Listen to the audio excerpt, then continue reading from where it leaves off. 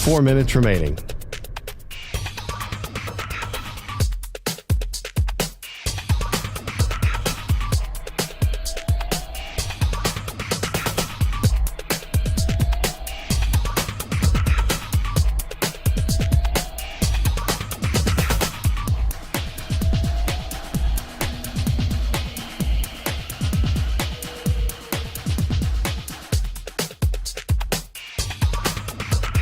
Three minutes, 30 seconds remaining.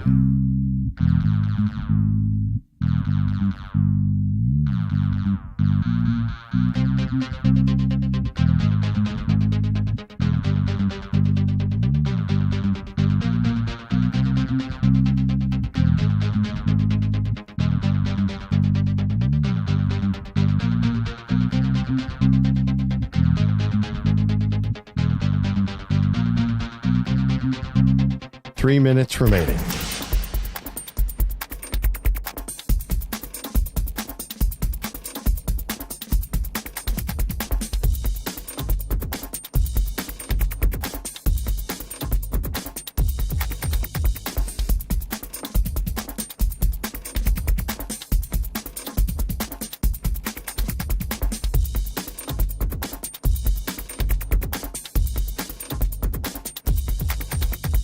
Two minutes, 30 seconds remaining.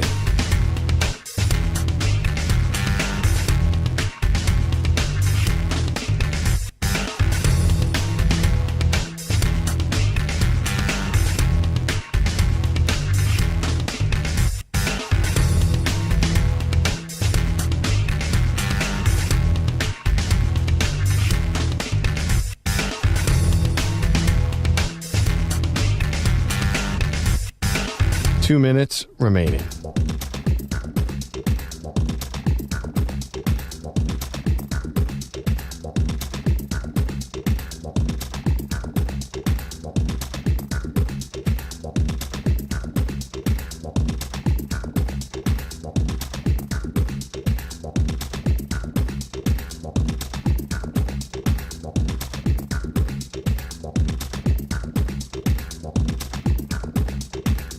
One minute, 30 seconds remaining.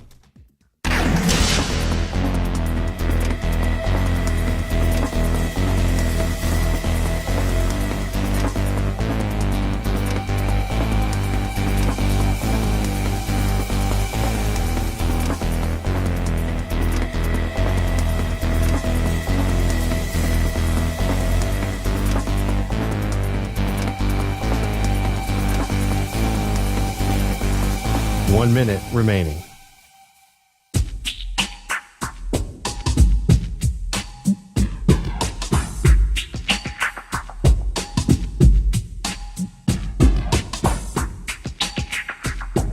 Forty-five seconds remaining.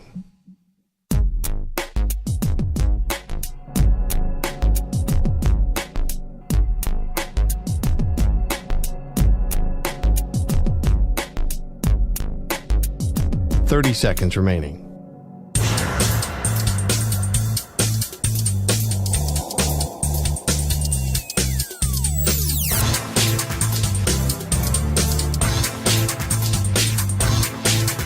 Fifteen seconds.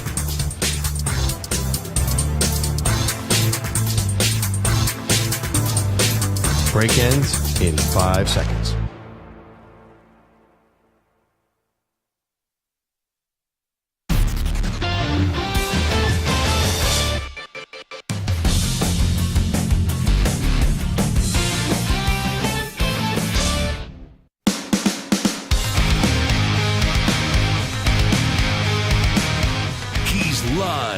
He's nationwide on CBS Sports Radio.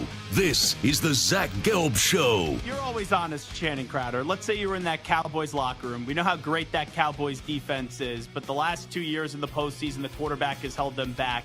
What would be your honest assessment of Dak Prescott if you were in that locker room? My honest assessment of Dak is he's never going to win a Super Bowl. He's not good enough. I'm not a fan of Dak. I've been saying it for years. He's going to mess up in the big moments. If I was a Michael Parsons, he's a friend of mine, I would invite him to a nice dinner. I would sit him down, Zach, and I would tell him, you're the problem of why we're not winning. The problem with the Cowboys is their overpaid quarterback, Dak Prescott. Here's your host, Zach Gelb. All righty, this is Zach Gelb Show on CBS Sports Radio. Jay Glazer going to join us coming up somewhere in the 4 p.m. Eastern time hour. I had to move him back a little bit. But let's spend a few moments here talking about the Cowboys. We open up the show discussing if the Vikings are going to trade Kirk Cousins. I think they should trade Kirk Cousins, but ultimately I do not believe that a deal will come to fruition from now until the trade deadline, even if there is some merit to it, especially with Justin Jefferson going down now for 4 weeks, and also Kirk Cousins on his final year of his contract with the Minnesota Vikings. But in the last 48 hours or so, ever since the Cowboys did lose to the 49ers, and it's not even right to just say that they lost to the 49ers. They got blown out by the San Francisco 49ers. That was a massacre in Santa Clara, where the Cowboys showed that they didn't even belong in the same field up against the San Francisco 49ers. There's been a lot of former players that have ties to the Niners, that don't have ties to the Niners, that have come out and they've talked about the Dallas Cowboys quarterback in Dak Prescott. And if you listen to the show, you may say, Zach, you're pretty critical of Dak Prescott. I'm actually not. I think I'm just realistic. I'm not rude when I'm speaking about Dak Prescott. I have never said Dak Prescott is a bad quarterback. I've never said Dak Prescott is ass. I've never said he is terrible. My stance on Dak Prescott has always been this. Dak is a good quarterback, but not a great quarterback. And I think a lot of times when people hear that, they go, oh, Gelb's dissing Dak Prescott. No. Some people are just good. Not everyone is great. And that drives me bonkers in sports, where someone has a few good seasons and all of a sudden we say, put him in the Hall of Fame. Like, for example, Matthew Stafford. Matthew Stafford's had a really good career. Matthew Stafford has won a Super Bowl. But just because you win one Super Bowl doesn't mean you get elevated and enshrined in Canton, Ohio. And I've always said about Matthew Stafford, you could start to build a case for him to become a Hall of Famer after he won that one Super Bowl. But he has to go on to have 2 to 3 or maybe even 4, like 2 to 4 other really special seasons for me to even contemplate putting him in the Pro Football Hall of Fame. And there is a difference between really good players and great players. It's not the Hall of Very Good. It's the Hall of Fame. And Matthew Stafford's only made one Pro Bowl. You know, I look at Dak Prescott very similarly, where there are times where there's some individual moments of greatness, some times where you go, okay, I finally see this picture starting to come together. But it never lasts to a level of greatness where week in and week out, you know that number 4 is a great quarterback. So that drives people crazy. But I think it's just the right way of looking at it is that there's different levels of life. Like there's bad players, there's mediocre, average players, there's good players, and there's great players. But just because you're a good player and you may have some great moments does not mean you're an elite player in the league. And Dak Prescott is not an elite player in the league. So there's a way to be critical about Dak Prescott. But if your analysis is that Dak Prescott is a terrible quarterback, Dak Prescott is garbage, Dak Prescott is awful, like, what are you watching? Because there are some teams, believe it or not, that would want Dak Prescott as their quarterback compared to the actual crap that they have.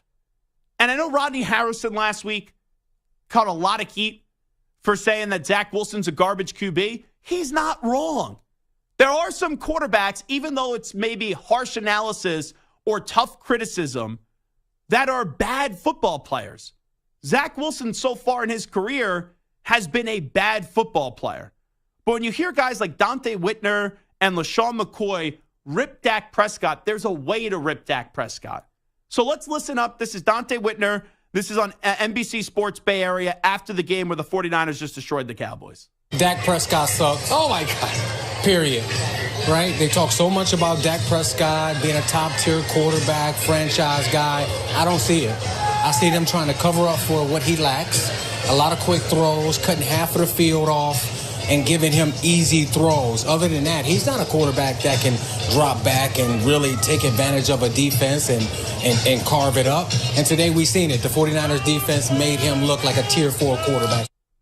So there's a difference in saying, as he said towards the back end of his answer, I don't believe Dak Prescott's a franchise quarterback. I don't believe Dak Prescott is a top-tier quarterback. But just because you aren't a top-tier quarterback or you aren't a franchise quarterback doesn't mean you suck. Like I said this going into the season, I think Dak Prescott is anywhere from 10 as the apex to 15 in the league. He is in that 10 to 15 league rank of where we rank quarterbacks. Think about this. If you are ranked, and let's just say the number's 13. If you're ranked the 13th quarterback on the planet, the 13th quarterback in the NFL, does that mean you suck? No, it doesn't mean you suck. Now, it doesn't mean that you're great. It doesn't mean that I need to believe in you. It doesn't mean that it's, right, you're unspeakable as a player and like what you do on the field is just jaw-dropping. But when you're like 13th or 12th, there's going to be some good things you do. And then there's going to be things that people want to see from you, and they're going to want more from you because you haven't displayed that in your career yet. Now, I also think the market that Donte Whitner was talking to does play a factor. That's on a local post-game show after the game, NBC Sports Bay Area. So if I'm a 49ers fan, and right, the 49ers, Cowboys gets ugly, Eagles, 49ers, it gets ugly, I'm sitting back there. Because going into the year, that was the real three contenders in the NFC. And if I'm a Niners fan, I'm like, yeah, Donte Whitner, I love this guy. He basically said we embarrassed Dak Prescott and the guy sucks. Yeah, I love Donte Whitner. So on a local post-game show, that flies. And I can maybe understand why he would be a little harsher on Dak Prescott. But I don't believe his analysis is fair when you say that Dak Prescott sucks. So I do think there's a difference from local to national. Because local, you're really speaking to the fans.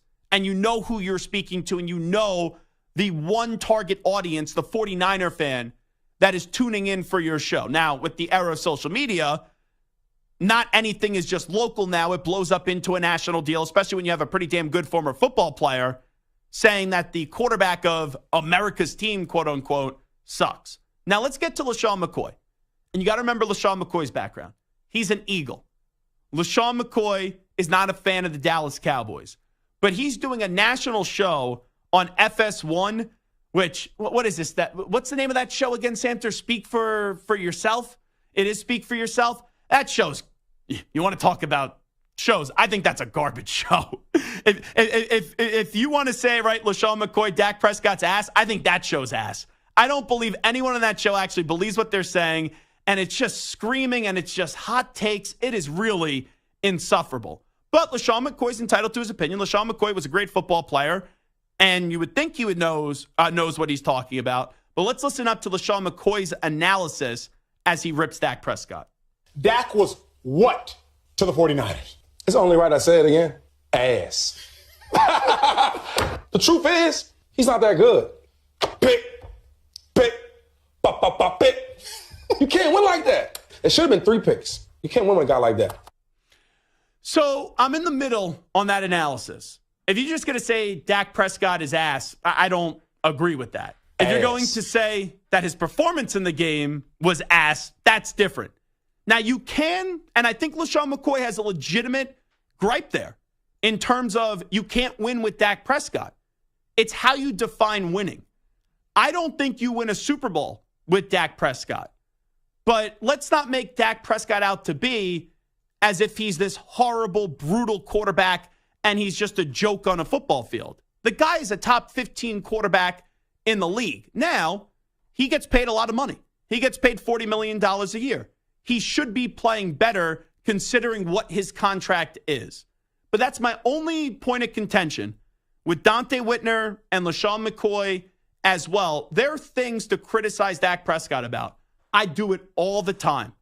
And I enjoy criticizing the drama Dallas choking Cowboys. I enjoy seeing how it's played out for them the last 3 years. But with all that being said, I think we have to be particular about the words that we use because they're painting a picture, Donte Whitner and LaShawn McCoy, as if Dak Prescott is this quarterback that's like Nathan Peterman, let's just say.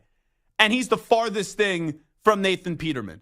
He is in that range of 10 to 15 when it comes to quarterbacks in this league. He's a good quarterback, not a great quarterback. It does not mean that this guy sucks. It does not mean that he's ass, as LaShawn McCoy would say. There is, that's going to crack me up every time you play that, Stu. There is a way to be critical of Dak, but I think some of the criticism has gone too far. How would you classify Dak Prescott as a quarterback in the NFL? I would say good, not great. I would not say ass. I would not say that he sucks as an NFL QB. 855-212-4CBS, 855-212-4227. We'll take a break here on the Zach Gelb Show on CBS Sports Radio. When we return, there's a lot of speculation about maybe Bill Belichick's time is up in New England. Who would potentially replace him? And then what would the next chapter look like for the hoodie Bill Belichick? I have a few teams that could be interested in the services of Bill Belichick if he does become available this offseason. Update time first, though. Here's the Act Man, Rich Ackerman.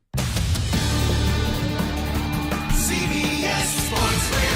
Sports Flash. And it's sponsored by Progressive Insurance. Insurance for motorcycles, boats, and RVs for protection on the road and on the water. See how much you can save at 1-800-PROGRESSIVE and Progressive.com. It's Gardner Minshow's show in Indy once again as Anthony Richardson's sprained shoulder has landed him on injured reserve. He'll miss at least the next 4 weeks and perhaps as much as 8. Giants quarterback Daniel Jones did not practice today because of a sore neck. Travis Kelce is officially listed as questionable for the Chiefs matchup tomorrow night against the Broncos. The Diamondbacks have been the great surprise of the playoffs. The last team in the National League swept the Brewers and now has a chance to do the same tonight against the Dodgers. 4 games, 4 wins, all on the road. And Arizona will host its first game of the postseason tonight with an eye on advancing toward the league championship series. It'll be Brandon Pfaadt on the mound against Lance Lynn. The first game today in the NL, the Braves and the Phillies in Philadelphia. And that series even at 1 after the memorable double play turn by Atlanta to preserve the Game 2 win. The Twins host the Astros in Game 4 of the ALDS, looking to even that series and force a trip back to Houston. It'll be Joe Ryan and Jose Urquidy on the mound. I'm Rich Ackerman. Jim Rome here. Thursday in the Jungle, MLB Hall of Famer David Ortiz and former All-Star and World Series champ Ryan Howard. Thursday, 12 noon Eastern, 9 Pacific. CBS Sports Radio.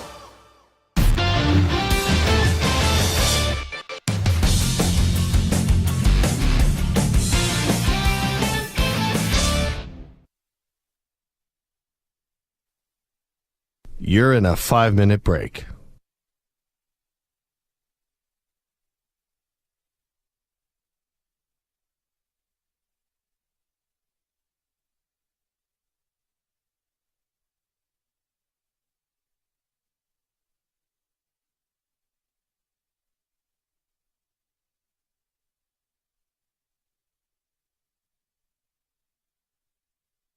Four minutes, 30 seconds remaining.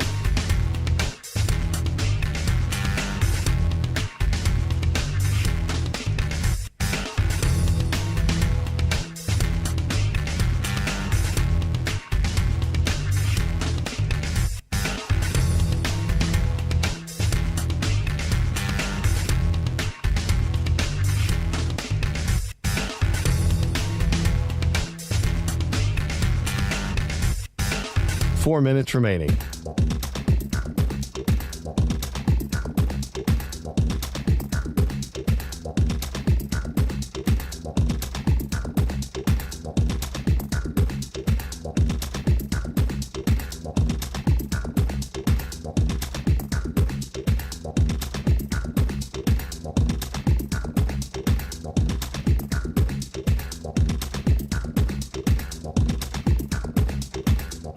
Three minutes, 30 seconds remaining.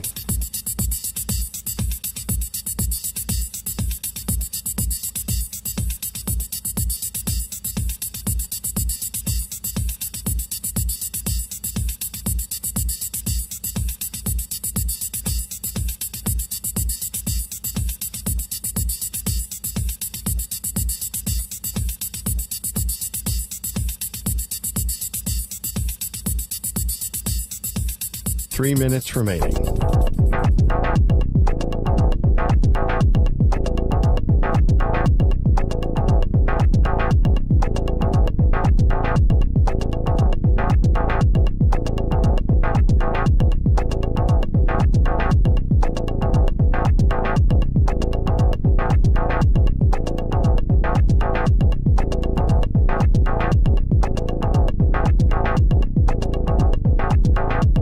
2 minutes, 30 seconds remaining.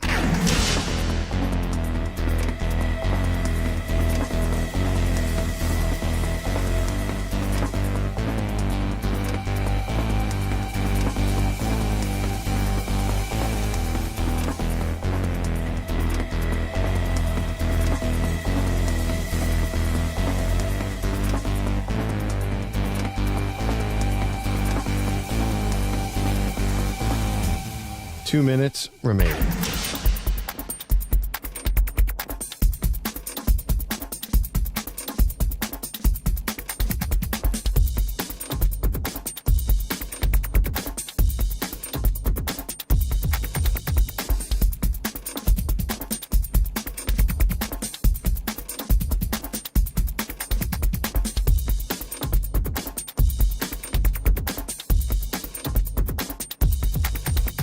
One minute, 30 seconds remaining.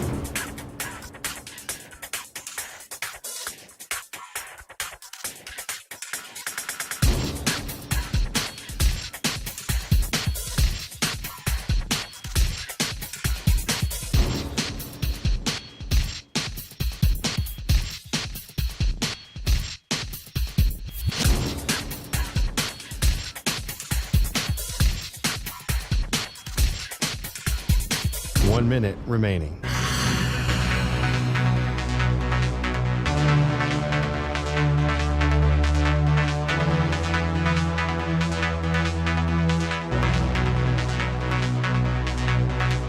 Forty-five seconds remaining.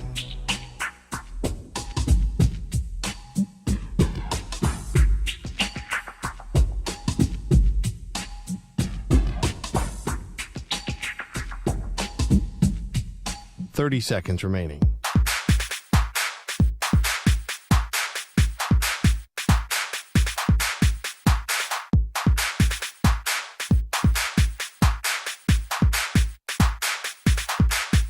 Fifteen seconds.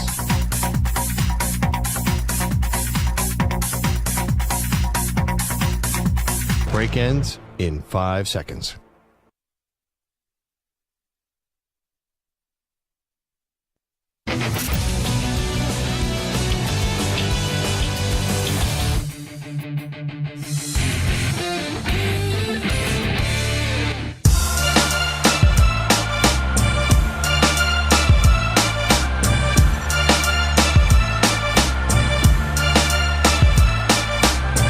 Live. He's nationwide on CBS Sports Radio. This is the Zach Gelb Show. I listen to you every night. I love your energy, and I like the way you tell it like it is.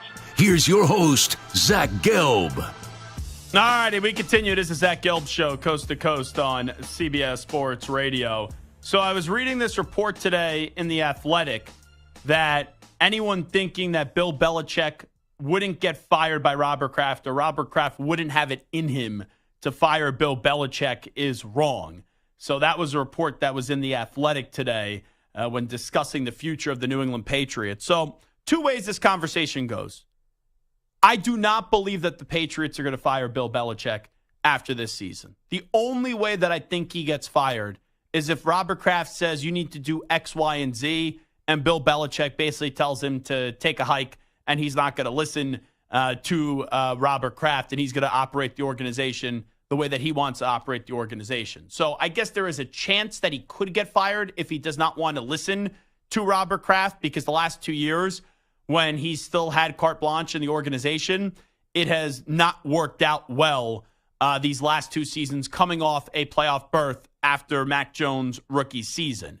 So I think there's a minuscule chance he gets fired, but the overwhelming majority of me does believe that Bill Belichick is going to be back next year for a make-or-break season with the New England Patriots. But if Robert Kraft got annoyed at Bill Belichick and said, okay, I just don't believe you're the right guy for the job anymore, who would the Patriots bring in to replace Bill Belichick? And I do believe that would be an attractive job, even though they don't have much to work with, because of the fact it's the Patriots, because of the fact it's one of the biggest brands in the NFL and the world, with what happened over the last 20 years with the popularity of football just only increasing, becoming the sport in America. That's going to be an extremely attractive job because Robert Kraft and Jonathan Kraft have the utmost respect in NFL circles. And that would be an opportunity for Robert Kraft to show that he was a big part of that dynasty, where really all we talk about is Bill Belichick and Tom Brady. There was a third area in that, and that's the guy that was owning the football team in Robert Kraft, who grew up as a fan of the Patriots, would go to games, would see the abysmal product that they would put out on the field. And then once he got ownership of the team, they just skyrocketed and went on to have a level of success that the New England Patriots have never seen. And quite frankly, no other team in the history of the NFL has seen.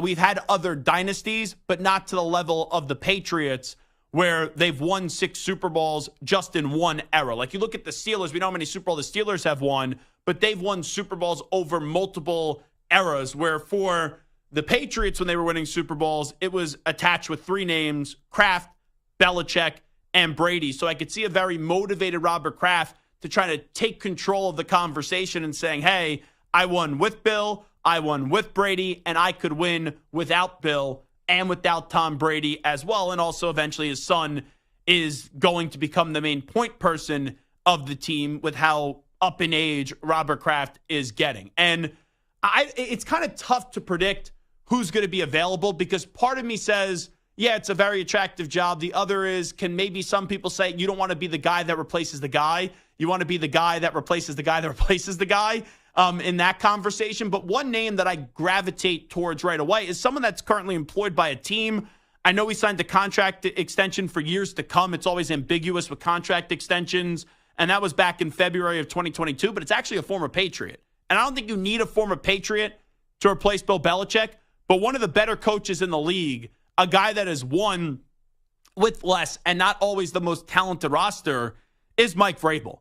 And there could be some incentive for Vrabel to replace Belichick, because Belichick, he did trade Matt Castle and Mike Vrabel to Kansas City, and it felt like Vrabel wasn't a necessity in that deal for it to go down. So not that Mike Vrabel hates Bill Belichick, but there could be a little added motivation. Oh, let me come into New England and let me go be the guy that brings a Super Bowl back there in the post-Tom Brady era. Now, you have to ask yourself, would you be willing to give up draft capital for Mike Vrabel? Remember, there was a time where Bill Belichick was not talked about the way that he is talked now, and you did have Robert Kraft give up draft capital to the Jets, a first-round pick, to go get Mike Vrabel. Now, I'm not giving up this year's first-round pick because it's going to be a top 5, top 10 pick to go get Mike Vrabel, but is there another pick that could be given to go acquire Mike Vrabel as a head football coach in a trade? Yeah, I'm sure there's a way. If Vrabel says to Tennessee, I want out, I want to be dealt, that there's a way that the new general manager, Rand Carthon, and also Robert Kraft and whoever's running the organization, because if Belichick leaves, you got to hire a GM because Bill does the GM and the coaching duties. I'm sure there's a way where you could make a deal work, but you don't know if that's a job that really appeases one Mike Vrabel. Maybe Mike Vrabel is happy where he is now because it was last year where he won that power play with their old general manager, and they brought in a new guy this year. So the one name that I thought of was Mike Vrabel. You could get into the Jim Harbaughs of the world as well if he's going to leave Michigan, but it's kind of difficult when you don't have much there. And even though your job would still be viewed as attractive because you do have Robert Kraft running the show, on who the name would be to replace Belichick. And I still think we're really a year away, even though that's a conversation that exists right now, but a conversation that is actually realistic in terms of the Patriots trying to replace Bill Belichick as their head football coach and as their GM. And I know people are going to say, well, maybe Kraft goes to him at the end of the season and says, Bill, it's time to bring in a proper GM and you just focus on the coaching. I don't think Belichick would listen to that. I don't think Belichick would agree to that. And then it comes down to, if you're Kraft, if he's not willing to do your suggestion after 2 years ago, everyone knew that bringing in Joe Judge and Matt Patricia to run the offense was nonsense. And then it's okay. You bring in a legit offensive coordinator, but no talent. How many strikes are you going to keep on giving this guy, even though he's one of the more decorated head coaches in the history of the NFL? So the other part of this is, and I don't know if Belichick wants a split, if Belichick wants a divorce. There's been reports throughout the years right? Miami was maybe a place of interest, but Mike McDaniel's not going anywhere anytime soon. There's been some talk in the past about if he were to leave New England, maybe he would go to the New York Football Giants, an organization that he won 2 Super Bowls with and has an abundance of respect for the Mara family. But if Belichick wants to leave, or if Kraft says, Bill, thank you, we love you, you'll be celebrated forever, but you're not the right football coach for this team anymore, you know Bill Belichick's still going to want to coach again. I don't think Belichick goes out this way, even if he gets fired from New England. And for Belichick, you're not that far away from the Don Shula wins record. So I thought of 4 teams potentially. And one of these teams, and maybe 2 of these teams, it could be tough to see, but 4 teams did come to mind. And I think 3 of them, it's kind of realistic. 2 of them are definitely realistic that they'll be open this year. One is a maybe, and the other I would be surprised by. So let's get to the 2 teams that will definitely be open this year, in my opinion. And that's the Washington Commanders and the Los Angeles Chargers. If you're Bill, and that's still really big for you, to be the general manager and also the head coach of a football team and do everything your way or the highway, well, the Commanders are that perfect organization, even though the Commanders haven't won in a long time, but you have a new owner in Josh Harris. You have Daniel Snyder out, and you know Josh Harris is going to try to bring in a big name to go coach his football team next year because the game has passed Ron Rivera by. If you could go get Bill Belichick, there's not many names bigger than that. And if Bill wants to be the GM, you let him be the GM and also be the head coach of the football team. And there are some good pieces there in Landover, Maryland, where that defense, right, you'd think Bill would be able to walk in and be able to fix that defense with the bevy of names that they have on the defensive side of the ball. And ultimately it comes down to, do you have the right quarterback? And I don't know if Sam Howell's the wrong quarterback. I can't say he's the right quarterback yet, but there is talent on that team with Terry McLaurin, who's one of the better wide receivers in the league. You have Jahan Dotson as well, and I'm personally a fan of Brian Robinson Jr. So I could see the Commanders potentially being a fit if Bill Belichick is in his final season in New England. And the Chargers, that would probably be the most attractive team if I'm Belichick. Because Staley, I would hope loses his job at the end of this year. And that's not me like saying, oh yeah, Brandon Staley, I would be throwing a fiesta if he does get fired. But the Chargers are a team that they continue to disappoint. And the Chargers have so much talent on offense and defense. Staley's just, maybe one day he could become a good head coach, but it's all about timing. And you take the opportunity when you could get it. I remember talking about Brandon Staley a year before he actually got a head coaching job because I was impressed with his story and his background and his upbringing and what he was able to do quickly with the Rams as their defensive coordinator. But you look at Brandon Staley as a head coach, and sometimes guys are just better off being a defensive coordinator or an offensive coordinator. When they get that position of power, they just don't do a great job managing the team. And Staley's a player's coach. I do think the players like him, but he's too analytical. And he can't escape the downfall of analytics where you want the information, you want the numbers, but then you also have to be able to have a feel of the game and not live and die whatever the numbers do suggest and whatever the numbers do say, because I'm not against analytics, but these decisions are just not common sense decisions that Brandon Staley makes. And ironically, they ended up getting 2 wins in those controversial decisions, but it wasn't because, oh, Staley made the right decision and it worked and they got the first down. It was because Kirk Cousins threw a pick and Aiden O'Connell threw a pick as well when he stupidly did go for it. Brandon Staley, 4th and 1, back-to-back weeks, backed up inside his own 35-yard line when he was up by 4 and 7 points in the game as the clock was ticking down in the fourth quarter. But if you're Bill, here's why the Chargers would be attractive. Because you're not just joining another team just to join another team. You're trying to prove that you could win without Tom Brady.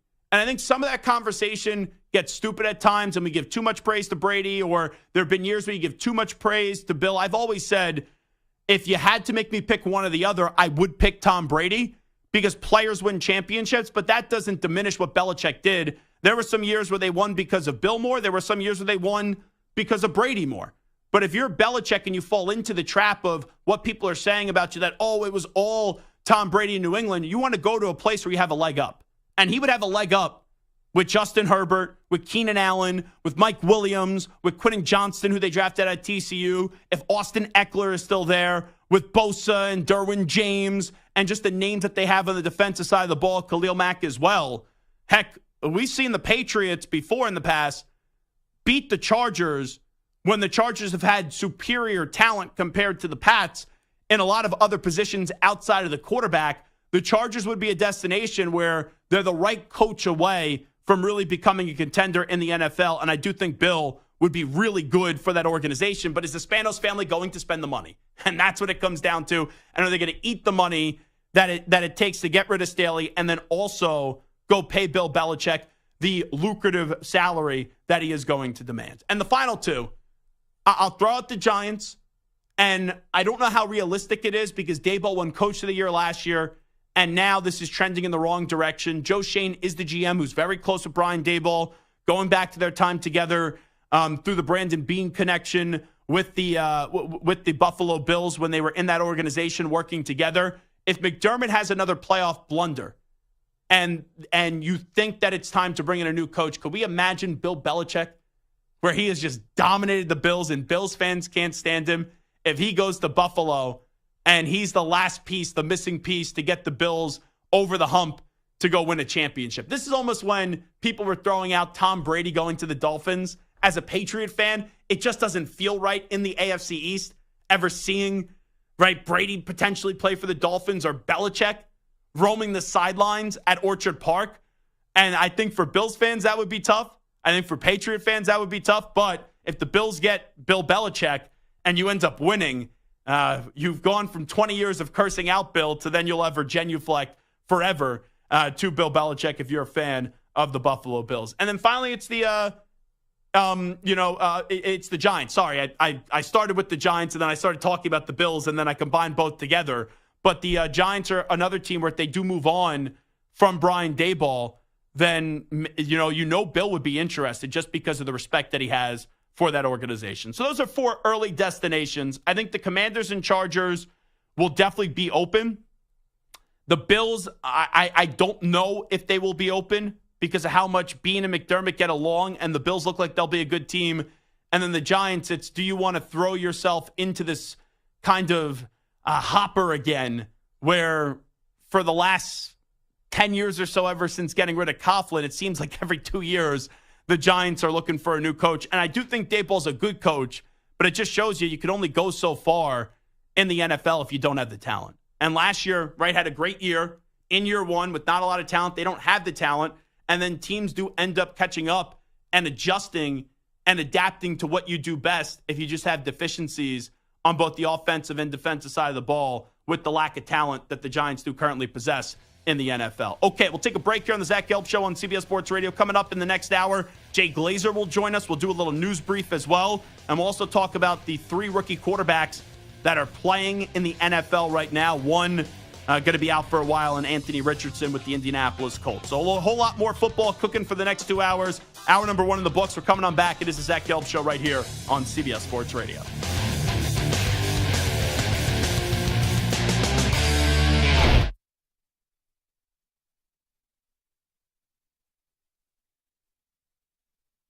You're in a 5-minute break.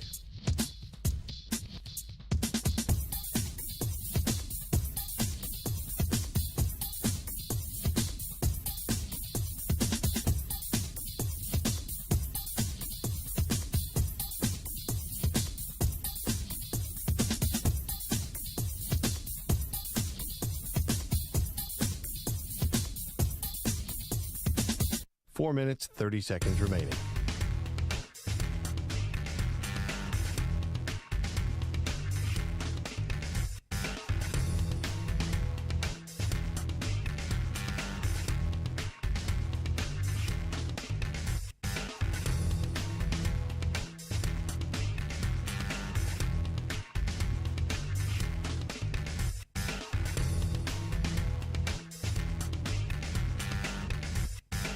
Four minutes remaining.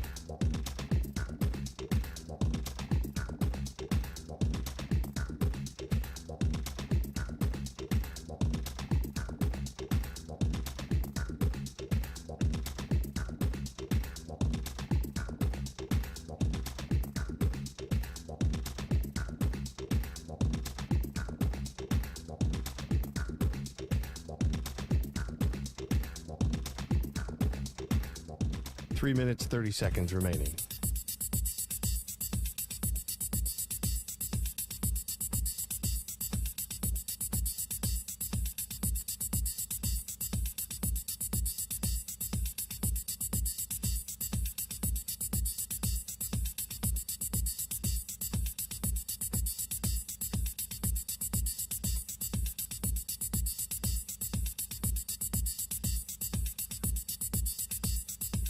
Three minutes remaining.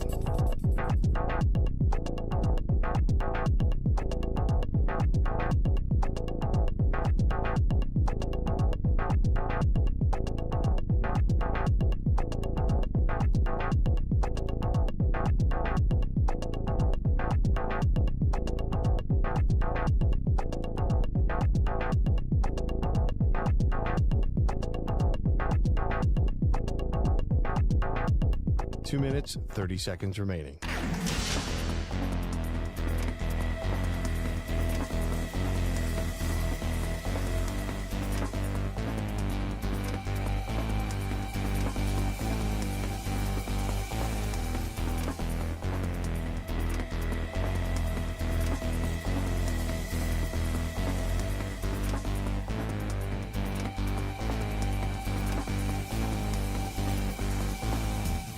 Two minutes remaining.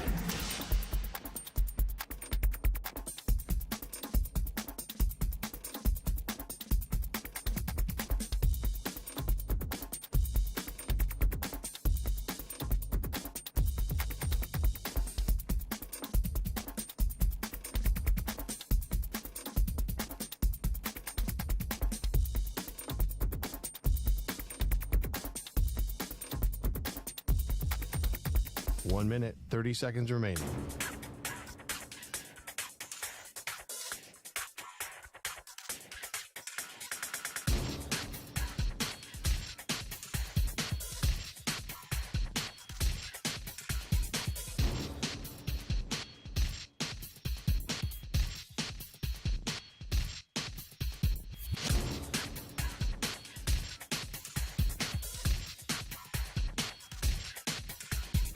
One minute remaining.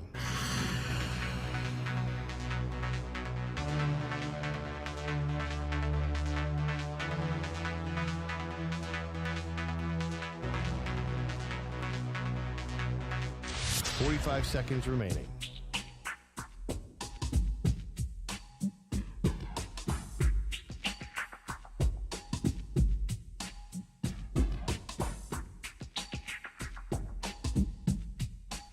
Seconds remaining.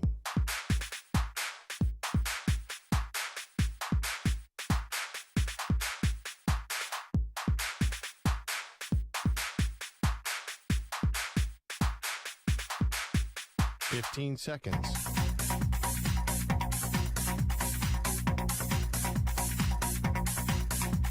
Break ends in 5 seconds.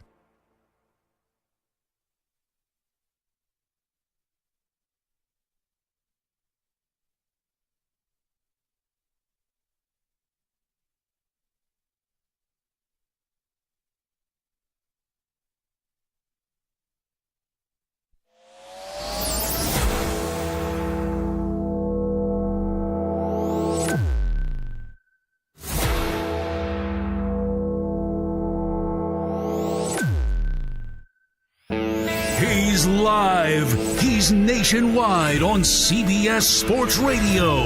This is the Zach Gelb Show. All righty, hour number 2 of our radio program. That's right, it is the Zach Gelb Show, coast to coast on CBS Sports Radio. Coming up 20 minutes from now, Jay Glazer will join us. And then in the final hour of the show at 5:20 p.m. Eastern, 2:20 p.m. Pacific, former Green Bay Packer and Raider wide receiver Jordy Nelson will join us. Always enjoy when we get a few minutes to chat it up with Jordy Nelson. He once gave me some free beer, actually, at a Super Bowl. He gave me like an entire 36 rack of beer. It was great. Had a fun time in Miami. That was right before the world ended, or almost we thought was coming to a close. That was right before COVID hit us in March of 2020. I remember I was in that convention center. You were there too, Samter. And it was February of 2020, and I had a nice 36 rack of beer. Basically had a few friends. We were driving. Well, we were in an Uber. Let me clarify that. Driving around Miami. We went to a party and then had some beer there with 36 beers from Jordy Nelson. So I appreciate him. I mean, I thought when you said he got you beer that he bought you a beer at a bar, not a 36 rack of whatever it was. I'll never forget it. He sat down. He goes, I have one more 36 rack to give away. And he said to me, he goes, if you do a good interview, I'll give you the 36 rack of beer. And he said, I love the interview, and then just gave me the beer. And that was it. Well, then he must be deaf. I mean, for him to think that whatever you did was a good interview. Yeah, and then he told me, he goes, I remember we once did this interview with this little guy there at CBS Sports Radio. He was like a producer or something like that. And he just wasn't a nice guy, and I wanted to dump a beer on him. But I can't remember. That name's escaping me of who that guy could potentially be. So I told Jordy Nelson, I don't know what he's talking about and who the guy was. Yeah, no. I mean, if he was potentially referring to me, then I am a jerk. So he wasn't wrong about that. At least you admit it. It's time to Ask the Pros, where you, the listeners, get to ask us a question brought to you by O'Reilly Auto Parts. Simply tweet your question at CBS Sports Radio or at Zach Gelb, ZACHGELB, using the hashtag AskThePros. Be listening later in the show when we might answer your question. Think O'Reilly Auto Parts for all your car care needs. Get guaranteed low prices and excellent customer service from the professional parts people at O'Reilly Auto Parts. O'Reilly Auto Parts. Let's update you some of the biggest stories in the world of sports with some audio. We get to the news brief.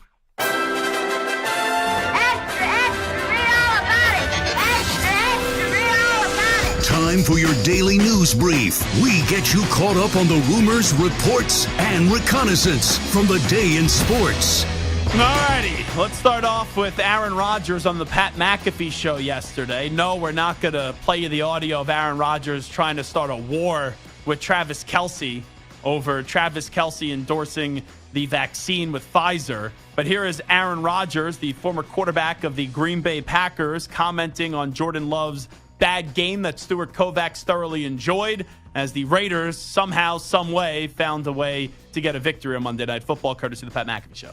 Listen, there's going to be growing pains. I had growing pains my rookie year. We all go through it. He's going to be just fine. Like I said, he's a great kid. They got a young team. I would just say to the Packer fans, just take some deep breaths. Just trust his kid. He's a great kid. He cares about it. He's going to be around for a while, and they're going to get it fixed. Yeah, I can't sit here and tell you that he's a long-term quarterback and he's going to be the stud, but I do believe that anyone after 5 games of an NFL career saying he isn't the answer and this guy stinks, because you can forget all the other years. He barely played. This is his first true time being the guy in Green Bay, and he doesn't have Aaron Rodgers there anymore. But you know what the standard is in Green Bay, like just the last 20, 25 years, and they have a great franchise. We know that going back to Bart Starr, what he was able to do on a football field. But they went from Brett Favre, Super Bowl champion, Hall of Fame quarterback, to another Super Bowl champion and eventual Hall of Fame quarterback in Aaron Rodgers. So you're always getting compared to those two guys. And Steve Young told me this in the offseason, where when he was taking over for Montana, he almost reminded his teammates, Joe Montana threw an interception. Joe Montana made mistakes, just because when you have a quarterback that's in that kind of elite category, one of the greatest quarterbacks of all time, like Favre is, like Rodgers is, and to the different level Joe Montana is, those quarterbacks walked on water. Those quarterbacks, you can never find anyone that says a bad word to say about those quarterbacks from the fans that watch them, just if it's on the field talking football. And even though, right, you could make the case, and it's clear the way that people talk about Favre and Rodgers and Montana is at this ridiculous level because they were ridiculous players, it doesn't mean that they were always perfect. There were years where the Packers didn't win a Super Bowl. There were years where the 49ers didn't win a Super Bowl and the quarterbacks made mistakes. So it is tough to get out of that shadow of Rodgers and also Favre. But for Jordan Love, the way you do it is you play really good football. Now, there's been inconsistencies. In week 1, he was awesome against the Bears. In week 2, the team choked against Atlanta. In week 3, they had that great comeback in the fourth quarter where they score 18 unanswered after going down 17-0. Love runs for the touchdown. And then you had, I believe it was Romeo Doubs, made that sick catch in the back right of the end zone. And they didn't show up against Detroit. They didn't show up against the Raiders. So what you're seeing so far is a little good and then a lot of bad at the end of the year. I don't want to say you have to even that out, but there has to be slightly more good than there is bad, where you give the fan base enough where you could walk away saying, okay, if I'm a Packer fan, there's a reason for me to put my cheese head on and say I could actually believe with these 5 to 10 tangible moments that Jordan Love is the guy. Here's Jair Alexander of the Packers on the importance for the defense to step up right now. Yeah, I think at this point it's pretty obvious that the defense has to not give up any touchdowns, I think that's a part of being self-critical of our defense because, the offense is pretty young, and they're still figuring out their mojo. So, the defense, we got to be the ones to score and stop them from scoring. And I know we're in an offensive league first, but for the Packers, Jair Alexander's not wrong. With the way that they're built right now, they need to be a dominant defensive team. And the problem with the Packers, they show signs of being a dominant defensive team, but they're more so of a good defense, not a very good defense, not a great defense. They have some great players, but when your offense is such a question mark and you've been dealt a bad hand of injuries too, with David Bakhtiari being out for the season, Aaron Jones being in and out of the lineup, A.J. Dillon not being as good as what people thought he could be, Watson out for the first few games of the season, and implementing pretty much a new quarterback, there's going to be a lot of growing pains for the Packers on the offensive side of the ball, and you need your defense to consistently be dominant, and they've been inconsistent, that defense this year for the Green Bay Packers, where they crumbled against Atlanta. They played well against the Saints. Then everyone didn't show up against Detroit, and the Packers defense was fine up against the Raiders. It was actually pretty damn good up against the Raiders, but their offense couldn't carry the baton enough times into the end zone. Here's Robert Saleh, the coach of the Jets. Jets play the Eagles this weekend, and Robert Saleh was asked about the mobility of Jalen Hurts with the tush push, and then also the way that he runs the football. They're really good at it. It feels like the quarterback is wearing a bulletproof vest when you look at him. He's got all that padding on, but whether they get it, we're going to do our best to try to stop it. But if the quarterback carries the ball, we got to give him 11 kisses. 11 kisses. That's a really nice word of basically saying we're going to beat up the quarterback and you have to go after him and you have to hit him hard. And you know what, Samter? Isn't it crazy? When you say 11 kisses, everyone knows what he means. But you could basically say, no, like 11 love taps. Like everyone's going to be smoochy. It's going to be wonderful with Jalen Hurts. But imagine if he came out and said, we got to knock the living crap out of him. And we got to have 11 guys that are going to be punching him and tackling him and going after him. Oh, Robert Saleh would be getting dragged today. But that's a guy where the one thing he knows what to do is how to talk to the media and kind of dress up a quote where you know what the intention is from Robert Saleh there, but he didn't cross the line in saying that, especially in the year of 2023. If he came out there and said, yeah, we got to go take out Jalen Hurts and we got to make sure we hit him hard with all 11 guys, people would be like, whoa, wait a second, coach. What the heck are you saying? But when you do go after the 11 kisses part, that's a nice job and something I've never heard a head football coach say before. At first, I thought he said 11 kisses, but 11 kisses makes more sense. Yeah, maybe they're having smoochy time. Let's go to Bill Belichick. So I have not heard this, but I see the question is Mac Jones the starting quarterback? I'm going to assume that Belichick said, yeah, Mac's going to start this week. I don't know why anyone's asking me this question. Mac's our guy. Let's listen up to Bill. Will Mac Jones be starting? Yeah, we're not making any changes. As if it's crazy to ask that question after the way that Mac Jones played. But the Patriots have nothing else at quarterback.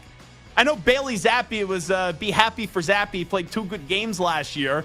They originally cut him before bringing him back.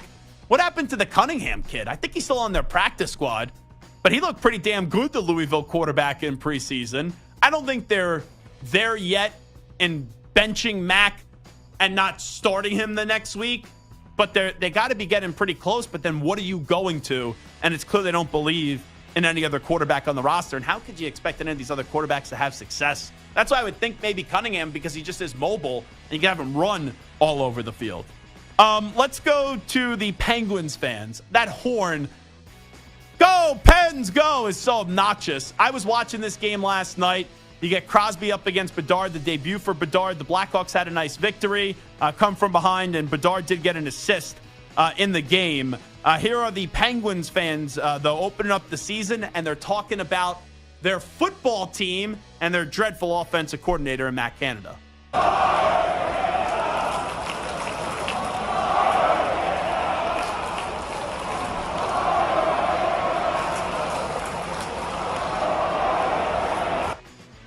Fire Canada.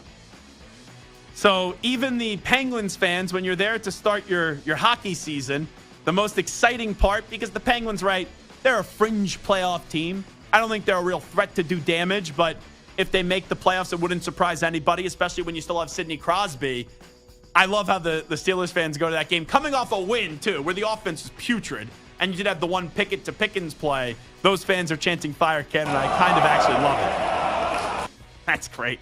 Here is Dylan Brooks on the ejection of himself in the game in the first preseason game. Try to navigate a screen. I might have tapped him below the waist, but he got right back up. I don't know. It's just it's weird. Every time that happens to me, I get picked on. So I guess it's just a part of my reputation. So he had a little kerfuffle with another grown man where he was setting a screen and he hit him in the cojones. Yeah, I mean, it looked very intentional to everybody who's watching it, and especially knowing his reputation. But apparently, everyone's out to get Dylan Brooks. He's not dirty. He's just the victim of a bad reputation. You know how you get a bad reputation? By being dirty. Yeah. Well, I call him Bum Brooks, Dylan Brooks. And I know he's now on the Houston Rockets, but last year it was crazy. He's like, oh, the media's out to get me. Well, you were the one that went after LeBron James. It wasn't the media. You put your own foot in your mouth, and then you weren't able to back it up. Draymond does this a lot, too, when Draymond has that reputation for some of his dirty plays. And then Draymond's like, oh, I get officiated differently. Well, yeah. When you consistently do stupid things, there's a heightened awareness about your style of play, so you don't get away with other things that other people do because there's not a track record of it. That's like in any walk of life. Like, for example, if, Samter developed this reputation around here, and, let's say Stu did something, I think people would view Samter differently than Stu because it's held to a different standard because people are used to you. And people are used to some of the things that you do. Not that Samter would ever develop a reputation about being a jerk around here and would maybe throw dirty elbows at people in the newsroom or anything like that. Just to ask anybody in the chat. Ask any of the Gelbos or Weedos, Purple Drankers, or the Gelbinos. The Gelbinos. That sounds really lame. They know me. They know Samter. They know what I'm about. And then finally, let's go to Darvin Ham, the coach of Stu's Lakers. And Darvin Ham wants AD to change his game. I requested 6 3-point attempts a game, and so 3 per half at least. And I wouldn't put that on him if I didn't think he was capable. He's more than capable, and I just think once he calibrates his mind to have that focus, he'll do it. So, Stu, I guess your team wants Anthony Davis to turn into Brook Lopez, where he's a lethal 3-point shooter. That's what Darvin Ham's pretty much saying right there? Yeah, one of the better inside players in the game. He needs to shoot a bunch of jump shots now. It sounds like a great plan for success. And I'm not saying don't have that in your repertoire. I don't think it's awful to be able to shoot the 3-point rock a little bit, but I don't need a demand and a quota of I need 6 3-point attempts a game and 3 per half from Anthony Davis. Where's your confidence level, by the way, on the Lakers entering this season? And I feel as if just because you're a beaten down, suffering sports fan, you're just naturally negative because Stu is more realistic.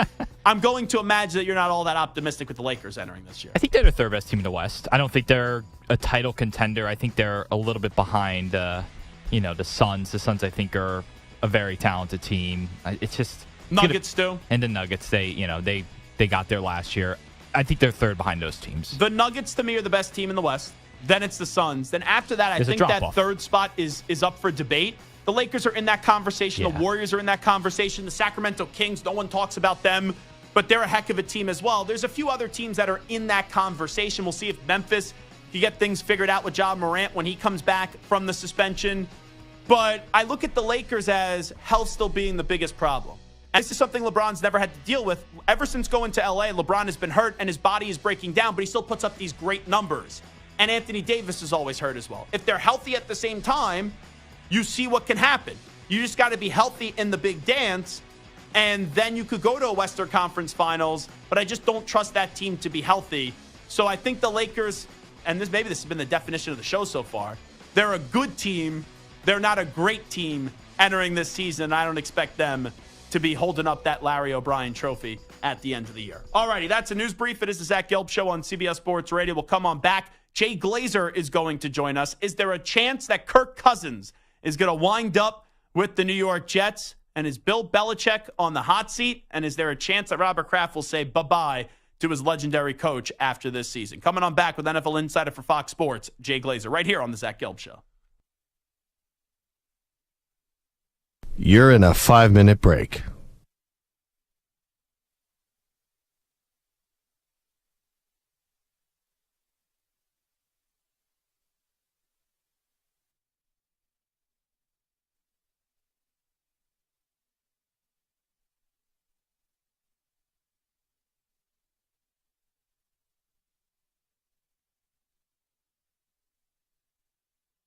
Four minutes, 30 seconds remaining.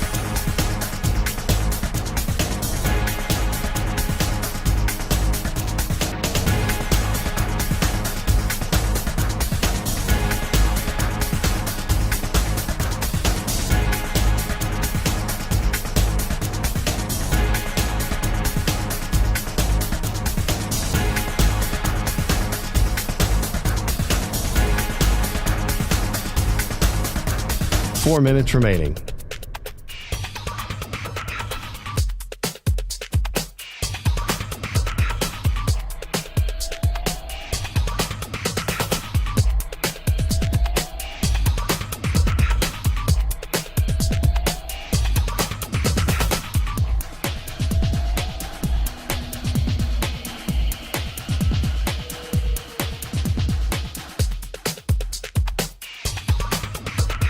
Three minutes, 30 seconds remaining.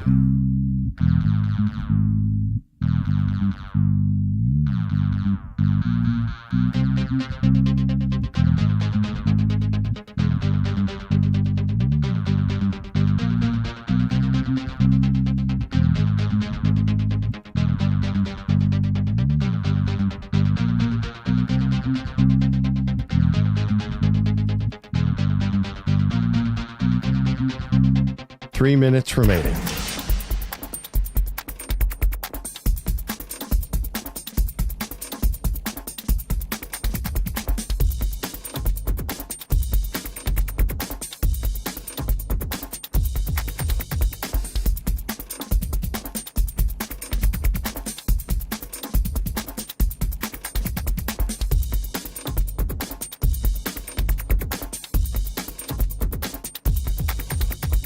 Two minutes, 30 seconds remaining.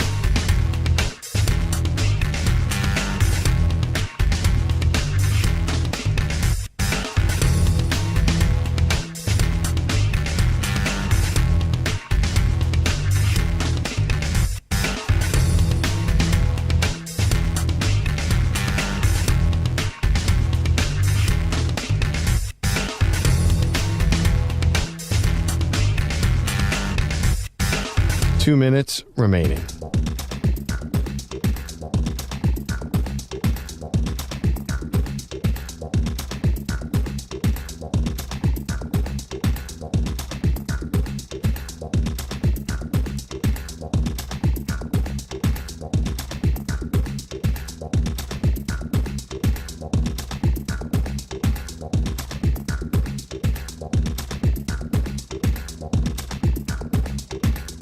One minute, 30 seconds remaining.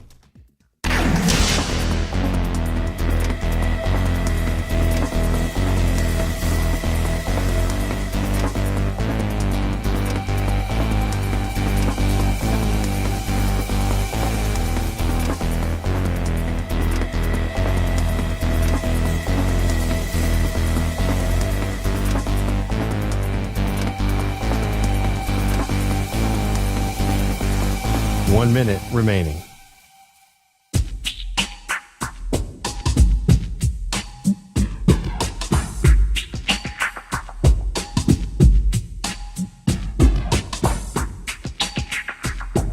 .45 seconds remaining.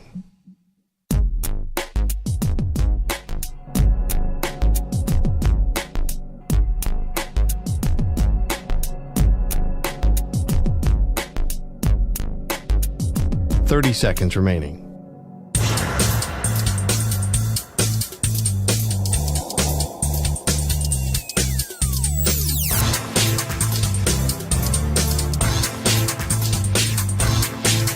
.15 seconds.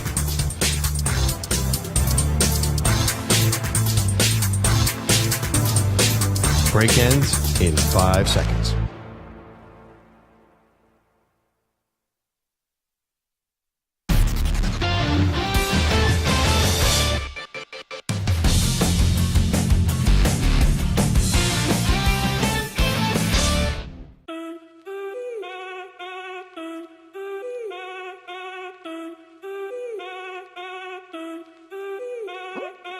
Now back to the Zach Gelb Show. All righty, we continue. This is Zach Gelb Show on CBS Sports Radio. Let's head out to the guest line right now and welcome in our buddy from Fox Sports, legendary NFL insider in Jay Glazer. Jay, appreciate the time as always. How you been, my man?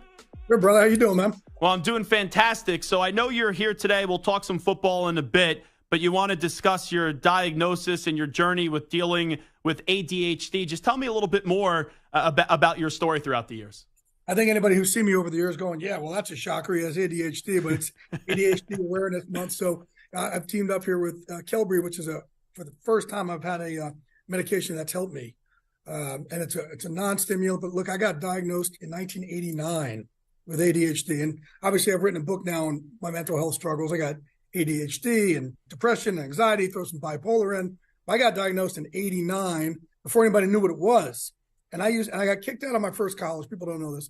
Got kicked out of my first college because when I started going to classes, they had like 3-hour lectures. I wasn't able to handle that with my ADHD. So I got kicked out with a whopping 0.00 GPA. And in my second school, that's when I was diagnosed. And the teacher there, the psychiatrist who was helping me, said, "All right, we need you to explain to your teachers. Go take a break when it's happening. Go outside, put some cold water on your face, and then take this pill." Also at the time. And when I was trying to explain it to my teachers, they thought I was like, Matthew Broderick from Ferris Bueller's Day Off, that I was trying to pull the wool over their eyes. And they were like, "You have what?" I'm like, "ADHD." They're like, "What is that?" So I used to have to explain it to them. And, over time too, again, those pills that I was taking were not great for the depression side of my life. So I haven't been dealing with this for a long time, pharmaceutically. For the first time with Gelb, I found something that actually works. I take it at night, so not during the day. It's a non-stimulant. It helps me be able to calm down the roommates in my head at night, focus a little bit more, because I used to just sit up all night and think and plot and plan it, think and plot and plan it. Just, man, it doesn't stop, and you got bad sleep. And then you wake up frenetically the next day. So now at least I wake up more focused the next day also. So I've tried over 30 meds for depression and anxiety, and none of them have worked. And I'm going to continue to try new ones whenever they come out. I've just been resistant to them. And then these other ADHD drugs haven't worked. Gelb is the first thing that's worked for me in a long time. So I'm like, I'd love to go talk about it. Jay, so clearly everyone knows your job. A lot of people depend on you for NFL information. You move 1,000 miles an hour and you really value relationships. But sometimes when you're working on your craft and becoming the person you are, you lose focus on yourself. How tough was that for you to find that balance of, okay, I love my job, but I also have to take care of myself because I've been ignoring that for so many years?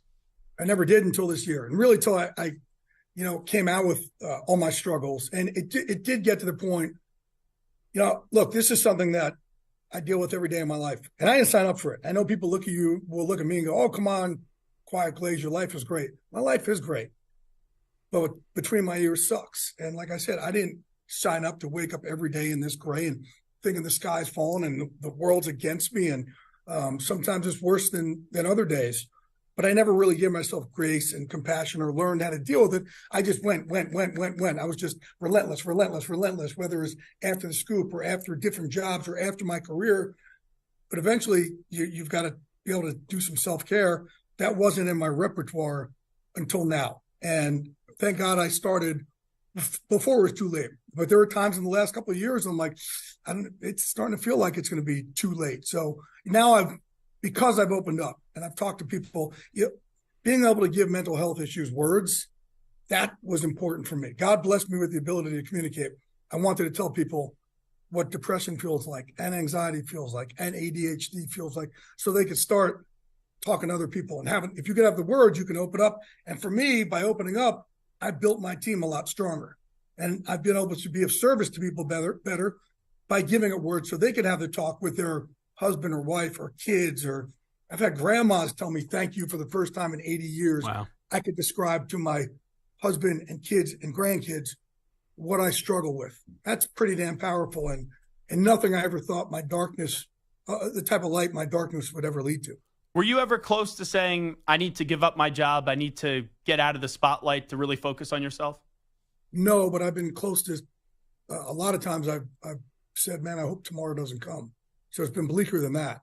And, I made the choice a long time ago. I'd never commit suicide. I would never do it. It wouldn't be an option because I don't want to leave that crater of what happens to my son or now my girl Rosie or my fiance Rosie or my friends or anything like that. So I'll take on that pain. So I never wanted to leave my career because, quite frankly, my career, the chaos of the career, I've been great in chaos. Whether it's in a cage or whether it's in, on TV, I'm great in that. I just suck in calm. And, I've tried to seek out calm more in my life now and realize, man, it's an uncomfortable place for me. But the only way I'm going to exist, I've got to find out ways to value those calm moments more and exhale and be able to exhale. But I love the chaos of it. No, I love it. Jay Glazer here with us. All right, let's get to some trivial matters with what we were just talking about, the National Football League. NFL insider for Fox Sports, Jay Glazer here with us on the Zach Gelb Show. The big topic today is Kirk Cousins and his future. Everyone's throwing out the Jets. How likely do you think it is that a deal gets done where Kirk goes to the New York Jets in season? Why are they throwing out the Jets today? Well, they've been throwing him out for the last few weeks, but now with the Justin Jefferson injury, it's like, maybe this thing actually happens. Well, first of all, I think Aaron Rodgers plays there next year, so it doesn't really make a lot of sense for them to go trade for Kirk Cousins. Kirk also has a no trade clause. Yeah. You see why he's going to sit there and go, let me go to the Jets right now. I just don't see it happening. How about Bill Belichick? How warm is the seat in New England right now? Yeah, I think everybody thought he just had carte blanche forever, and I don't think that's the case. That's an interesting relationship there, I think, right, with him and Bob Kraft. Bob wants to win. And, sometimes places just get, it's time for a change of scenery somewhere for something. And I don't know if this is the year for him or not, but, whatever's happening isn't working there right now. But I still think you got to it's Bill Belichick. I mean, you still got to give him some grace of what he's done and his whole body of work. Now, I'm a Patriot fan, and this year is like the first year I'm legitimately annoyed at him because last year I knew it made no sense with Patricia and Judge, but you thought he would fix it this year. Sure, you bring in Bill O'Brien, but the biggest problem is they have no talent on this offensive side of the ball right now. Yeah, certainly. I think you look at it, and somebody asked me today, well, what if they bring in a GM? You're not going to have a GM over Bill Belichick. It's not going to work. He won't allow that, yeah. Yeah, it's not going to happen. So, again, whether they decide to do that, and I don't know what the future holds. Like when I answer questions, I like to be right. Mm-hmm. I don't know the answer to the question yet, but the only thing I know is it's the first time we have legitimate questions. There's been times in the past people have said to me, is this the end of Bill Belichick? I'm like, you out of your mind? No, it's not the end of Bill Belichick's. No, absolutely not. It's the guy, he is a football genius, but people got so, finicky and I think spoiled with their winning in the past. When things happened, they looked at it like, it's time to go. No, let's be careful what you wish for. They do that with Mike Tomlin all the time in Pittsburgh. Dude's never had a losing season, ever. Not one. And, just kind of, be careful what you wish for and change sometimes.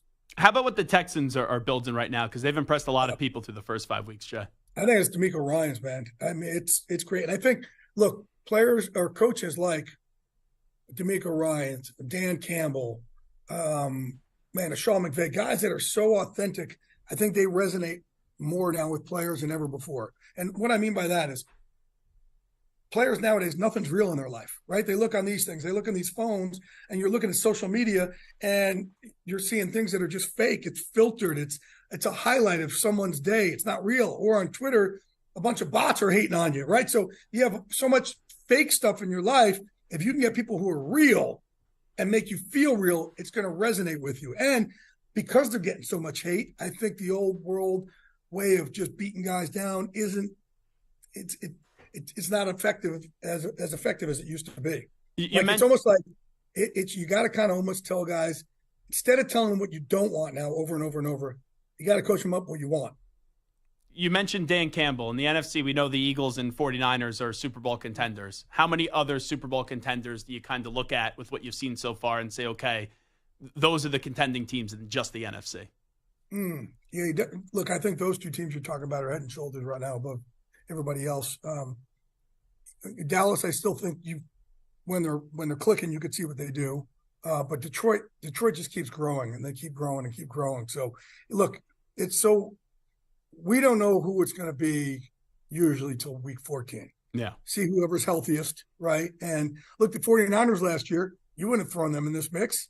And all of a sudden, everybody gets hurt, and Brock Purdy goes in there, and he's as efficient as really anybody we've ever seen. If you look at his stats, he's the most efficient quarterback we've ever seen. And that you wouldn't even think about putting them in this conversation. So many things can happen between now and then. And I know it's not the sexy answer, but it's the true answer. You got to see whoever gets hot and healthy the latest is who you got to worry about. Do you think, Jay Glazer, that Kyler Murray is going to be on a different team this time next year? I wouldn't be surprised. Yeah. And then what? I wouldn't be surprised. I don't know if I got to look at that contract again. I don't know how tradable it is and what has to happen. There's so many questions though, because it's, you when you come back from an injury like that, it's not just, can you run and drop back? It's, hey, can you be as effective as you were beforehand? And also, is he going to vibe with the new head coach? They don't know the answer to that at all. Last thing I'll ask you, Matt LaFleur as a head coach. We saw him with Rodgers. Now he's 5 games without Aaron Rodgers. What do you think Matt is as a head coach in this league? I think Matt's a good head coach. I mean, look, also like when he was with Tennessee, he went from being a passing guy to let's just get the ball to Derrick Henry, right? So I think a lot of coaches, a lot of offensive coaches always you think they just want to be this high-flying offense. When I see a guy kind of check that ego and say, nope, we're just going to run the ball, that shows me a lot about them. I just don't think overall, I don't think the personnel's good in Green Bay. And that offensive line has been a mess. Their running back is hurt in Aaron Jones. Receiving wise, I don't think their weapons over there are very good. So I think it's hard to tell how good a guy is. And yes, you look way better with an Aaron Rodgers. But by the way, again, the Packers are a different team where their GM says, hey, here's the recipe. Here's the ingredients. You cook it. You deal with it. It's not a partnership there like a lot of other teams have. Jay Glazer, appreciate you sharing your story. Thanks so much. Also talking football as well. You be well, my friend. Thank you, brother. There you go. Jay Glazer joining us right here. It is the Zach Gelb Show on CBS Sports Radio. We'll take a break. We'll come on back. We're going to chat about these 3 rookie quarterbacks, some unfortunate health news with Anthony Richardson. But let's evaluate with what we've seen so far through the first 5 games of the season. We'll do that on the other side. But first up, with the latest CBS Sports Radio update, here's the Act Man, Rich Ackerman. CBS Sports Radio. Sports Flash. And the 3-2 Colts have lost their rookie quarterback once again. Anthony Richardson goes on injured reserve. Will miss at least 4 weeks with a sprained shoulder and reportedly perhaps as much as 8. So Gardner Minshew will start again. Chiefs tight end Travis Kelce is questionable for tomorrow's matchup against the Broncos because of a sprained ankle. The Giants' Daniel Jones did not practice today due to a stiff neck. A trio of baseball playoff games starting with the Braves and Phillies shortly as the series moves to Citizens Bank Park. Even at 1, things look grim for Atlanta, facing an 0-2 deficit down 4-0 in Game 2. They failed to get a hit off the Zach Wheeler through 5 2/3, but they rallied, secured the win with some great defense. An 8-5-3 double play that started with a leaping catch at the wall by Michael Harris II, who is hoping they can build on it tonight. We can go there and win one, and then we come back in front of these fans. But I guess the ideal thing for us is to go in there and win 2 and put it away. The Diamondbacks have the Dodgers on the brink of elimination and host L.A. today up 2-0. In the AL, the Twins try to even their best-of-5 series with the Astros down 2-1. I'm Rich Ackerman. Hey, it's Amy Lawrence. Be sure to listen to CBS Sports Radio at home. Just ask Alexa to play CBS Sports Radio. CBS Sports Radio.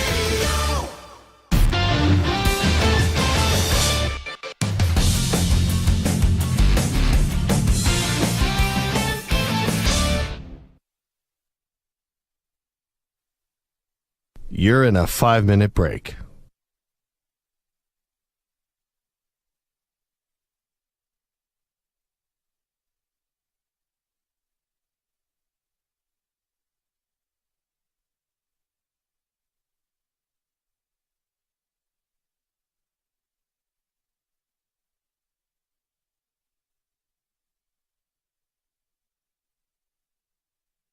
4 minutes, 30 seconds remaining.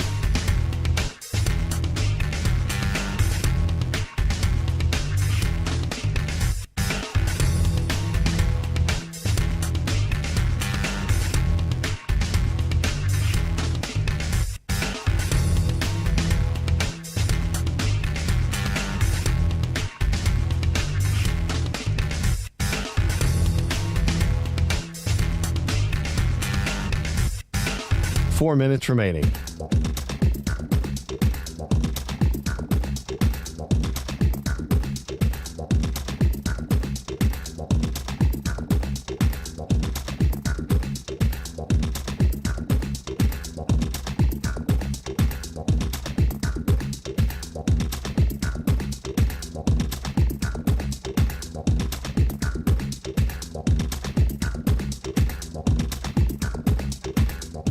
Three minutes, 30 seconds remaining.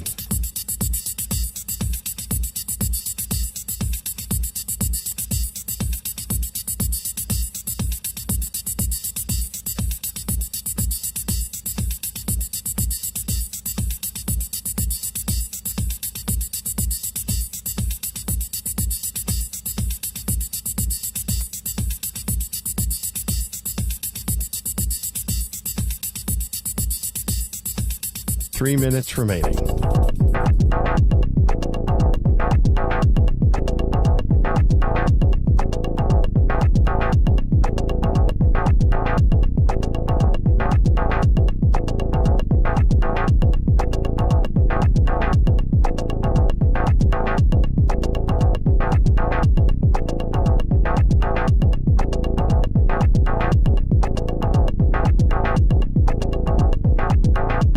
Two minutes, 30 seconds remaining.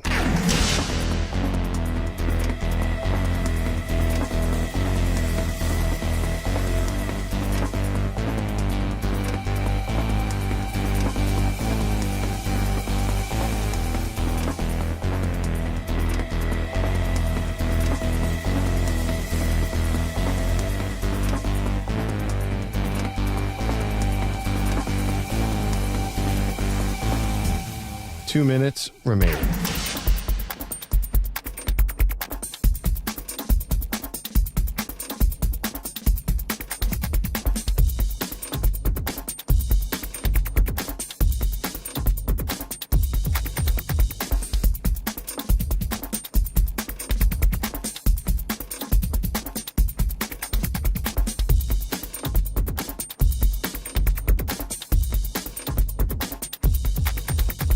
One minute, 30 seconds remaining.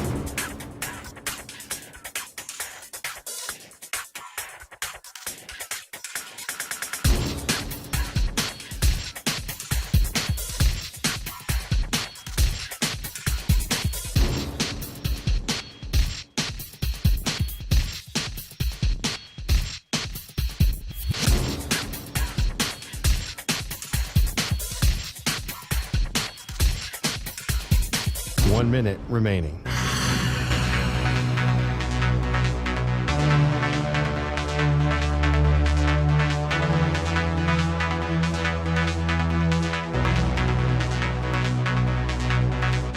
Forty-five seconds remaining.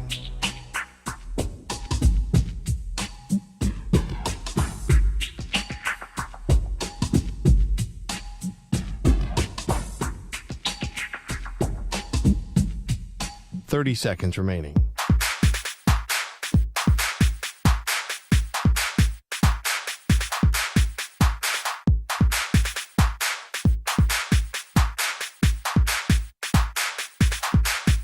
Fifteen seconds.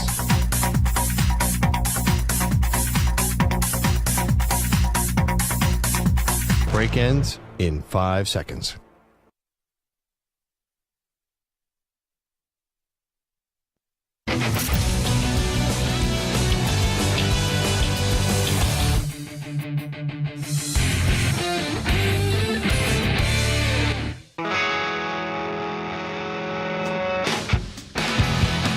Live. He's nationwide on CBS Sports Radio. This is the Zach Gelb Show. Steve Young, what advice would you give Jordan Love about replacing Aaron Rodgers? Well, the number one advice is that you can't be Brett Favre or Aaron Rodgers. Don't try. Everyone will try to compare you, and they want you to be those guys. You just got to say, no, I reject it. And the comparisons are inevitable. Get used to it. Aaron Rodgers never threw an incomplete pass. Aaron Rodgers never threw an interception. Aaron Rodgers never lost a game. When I replaced Joe Montana, there were times when I wanted to go to even my own teammates and go, Joe threw an interception. Like he did. Well, no, he didn't. Joe was perfect. So there's all of that. It's like a huge mountain that you have to climb that you need to say to yourself, I'm not climbing it. I'm going to leave that mountain alone. I got another mountain over here that I have to go play great football and help this football team win and do good. And I think that's what happens. If people try to replace others and try to compare themselves, they start to climb a mountain that you're never going to get up. Don't go there. Just leave it behind. Here's your host, Zach Gelb. All righty, it is the Zach Gelb Show on CBS Sports Radio. Looking at the 3 rookie quarterbacks that are actually playing, I guess you could say for now, in the NFL. C.J. Stroud, Anthony Richardson, who's about to miss 4 to 8 weeks going to IR with the injury, and then also Bryce Young. Let's just see what we've learned about those 5 so far. I'll start with the one that I'm most impressed by, and this is C.J. Stroud. When C.J. Stroud was coming out of college, out of The Ohio State, I wondered, was he just a good quarterback or could he be a great quarterback? And I also wondered, how much was he a product of the system at Ohio State with just the crazy amount of great wide receivers as they become wide receiver U in the NFL? Here's the 2 things that I'm most impressed about with C.J. Stroud so far. It's the trust early on that the organization has in him. If you recall in Joe Burrow's rookie season, before he tore his ACL, there was a game, I think it was a Thursday night football game. It was week 2, where it was the Bengals playing the Browns. And in that game, the Bengals threw the ball with Joe Burrow 60 or 62 times. And that was in his second career start. That showed early on, even though you're saying to yourself, man, that's not the right way to handle a quarterback, how much they trusted a young quarterback to throw the football that much in an actual game 2 starts into his career. Because a lot of times organizations, they're afraid when they're handling their young quarterback and they almost put floaties on the young quarterback or they handle them with kid gloves and they don't let the quarterback allow him to be put in a position to expose him to that many potential mistakes when you're throwing the football 60, 62 times as the Bengals did in week 2 for Joe Burrow in his rookie year. And in the first 2 games of the season against the Ravens and Colts that have solid defenses, they threw the ball 44 and 47 times with C.J. Stroud. The fewest amount of passing attempts that C.J. Stroud has had through his first 5 games in his NFL career were 30 against the Jaguars and the Steelers. Both ended up being wins. But they've thrown the ball 44, 47, 30, 30, and 35 times for C.J. Stroud in his first 5 games. The other thing is, you ask a quarterback in his career when he's young, and you know that there's going to be mistakes, to just not keep on continuously shooting yourself in the foot and know when to throw the ball away, know when to slide, know when to give up on a play. And sometime the best plays you make are the throws you don't make. Through 5 games, C.J. Stroud has no interceptions. That's actually the most impressive thing I've seen out of C.J. Stroud. Because it's one thing to see the big numbers here, right? 7 passing touchdowns through 5 games, nearly 1,500 yards of passing. The Texans sitting there with a 2-3 record, and no one really thought they'd be sitting with a 2-3 record when the season did start, and providing hope and optimism. But when you have a quarterback in his first 5 games, and they have him throwing the ball in the frequency as much as they do, to have no interceptions so far, when I looked at the stat, I said, oh, that can't be true. Someone had to miss something. Someone had to type something out the wrong way. And you go through those 5 games, he hasn't had an interception yet. And also, it's big on the offensive line, too.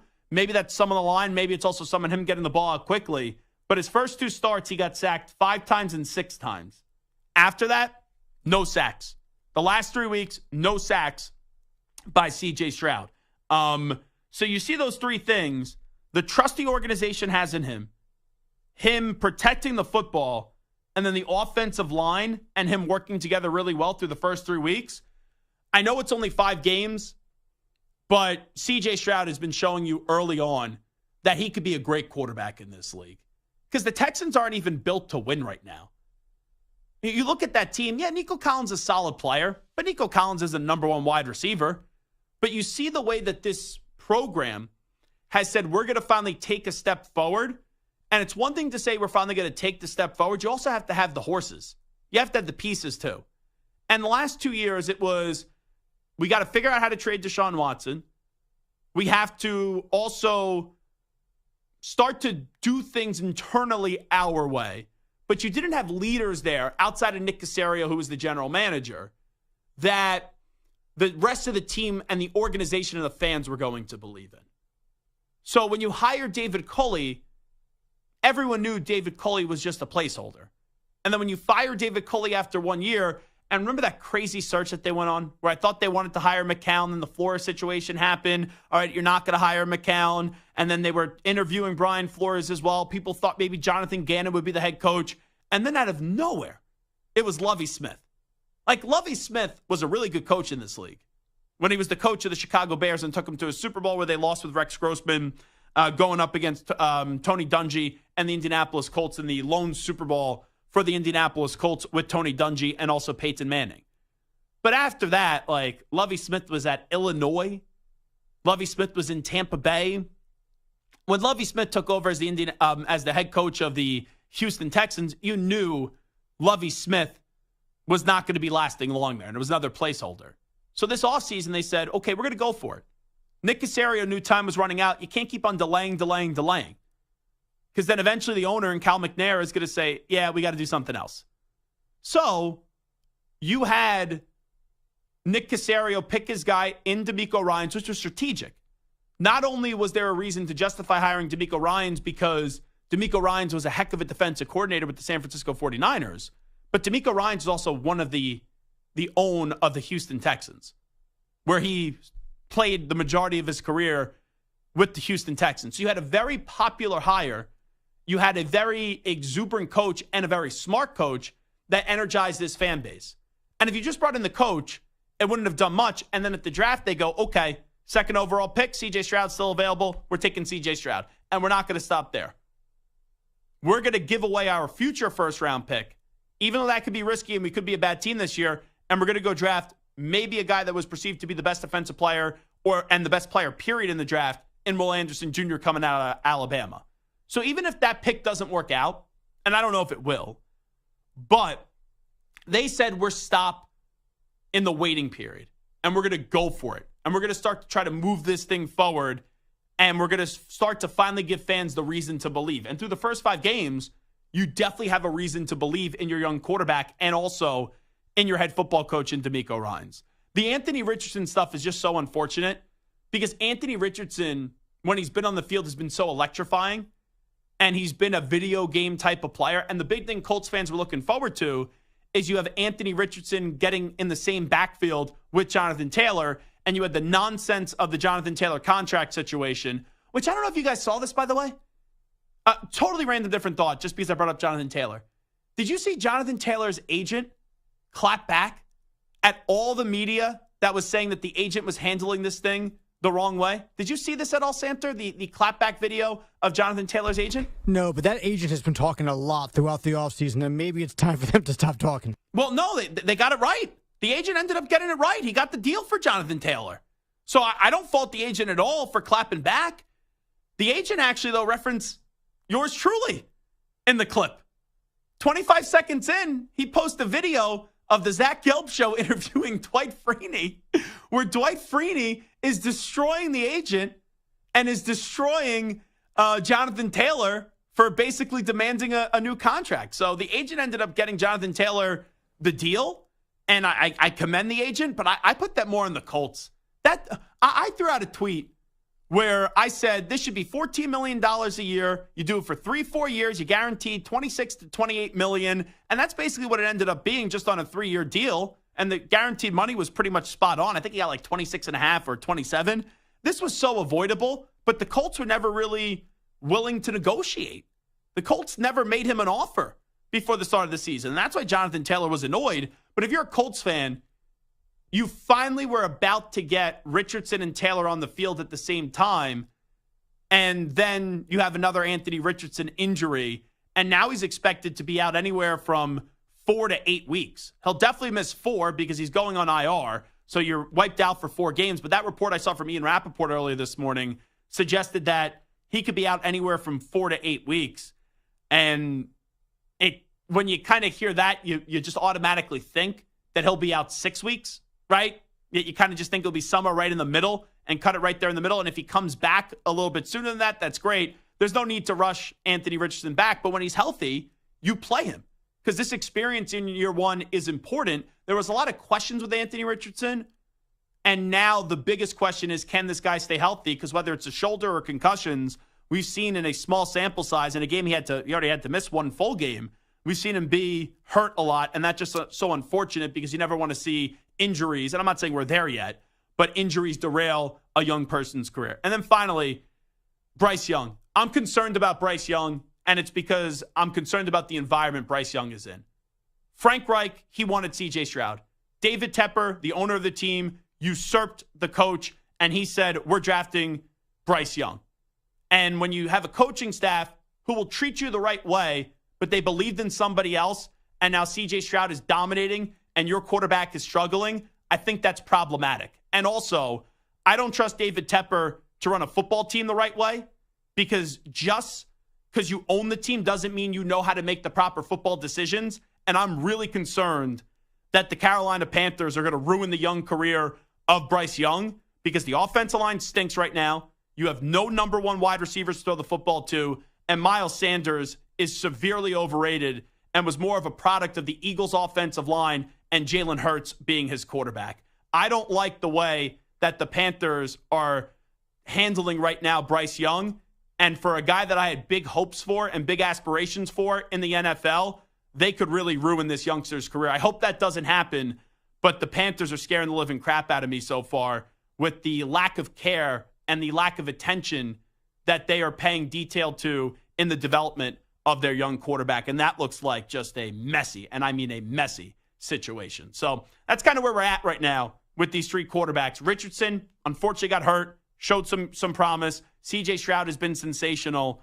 And now you look at the Carolina Panthers, are you going to be able to get your quarterback through some rough times before you have good times, or is just too much damage going to be done to this young quarterback with maybe Frank Reich being overrated and then David Tepper having his hand too much in the cookie jar consistently? Okay, Zach Gelb Show, CBS Sports Radio. 1 more hour to play on a very busy Wednesday. Coming up in the final hour of our show in about 20-25 minutes from now, former Packers wide receiver, Raider wide receiver 2, Jordy Nelson's going to stop by. We'll get his thoughts on the Packers and the Raiders. And also, coming up in 5 minutes, it's a Take 5 Wednesday. I'll give you my top 5 teams in the NFL and college football as well. 60 minutes to play. We're rocking and rolling. You're listening to the Zach Gelb Show on CBS Sports Radio across all the great local CBS Sports Radio affiliates, Sirius XM Channel 158, the free Odyssey app, and of course, streaming live on YouTube.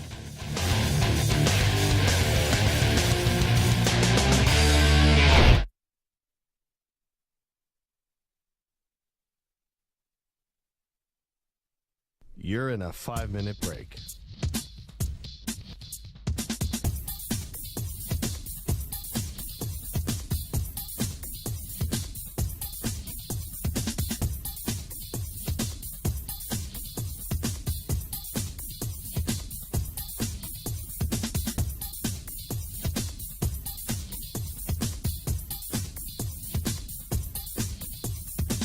Four minutes, 30 seconds remaining.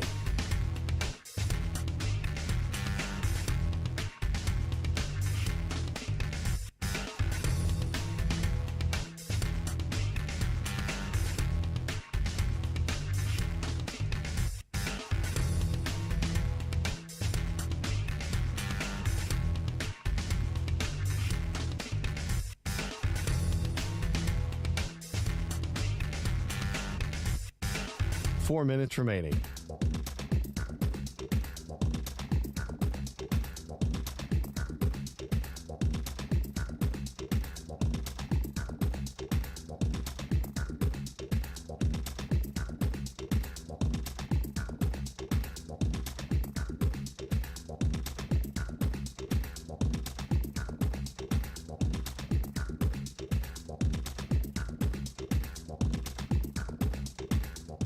3 minutes, 30 seconds remaining.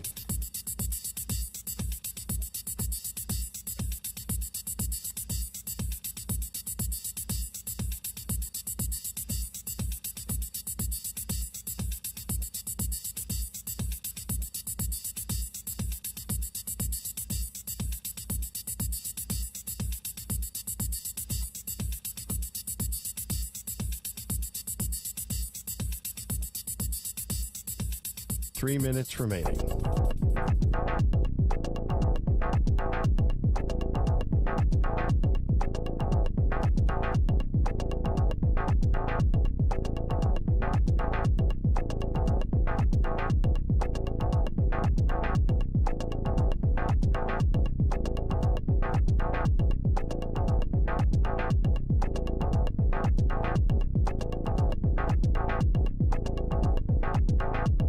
Two minutes, 30 seconds remaining.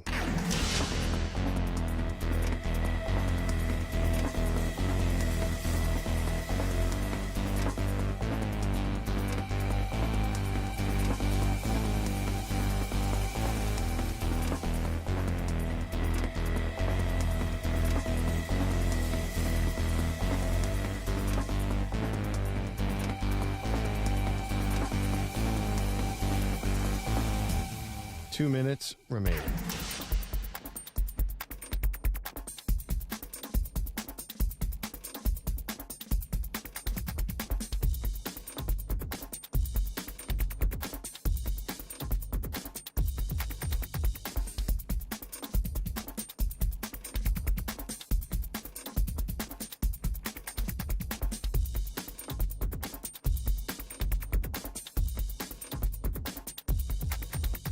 One minute, 30 seconds remaining.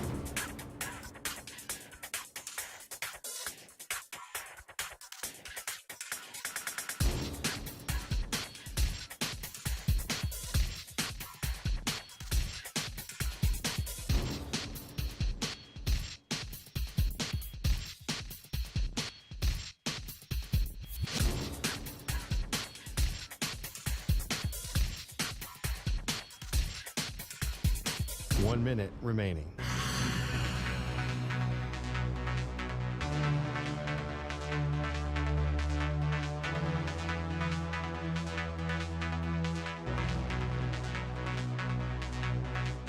Forty-five seconds remaining.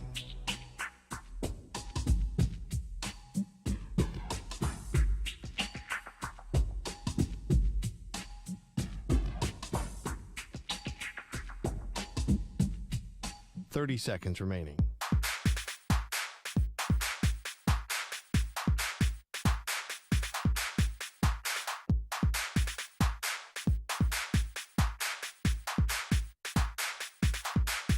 Fifteen seconds.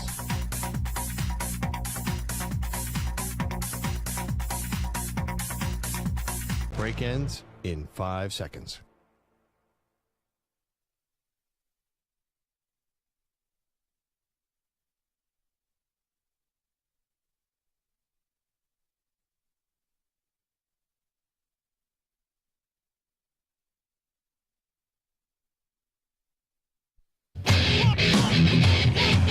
He's live. He's nationwide on CBS Sports Radio. This is the Zach Gelb Show.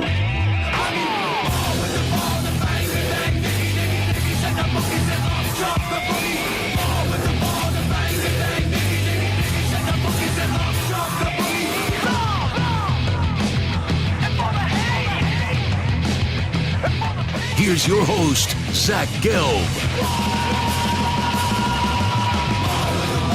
All right, and away we go. Hour number 3 of our radio program. That's right. Zach Gelb Show, CBS Sports Radio, across all of our great local CBS Sports Radio affiliates, Sirius XM, Channel 158, the free Odyssey app, and, of course, streaming on YouTube. 855-212-4CBS is the number to get on in. 855-212-4227. Could always give me a follow on the good old cesspool of Twitter, on Instagram, where I'm always straight flexing, at Zach Gelb. That's ZACHGELB.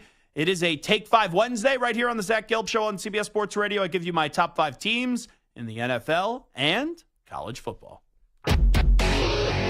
As the dust settles from last week's games, it's time to look at which teams are rising and which are falling. And there's an interception. Zach ranks his top 5 NFL and college football teams on this week's edition of Take 5, only on the Zach Gelb Show.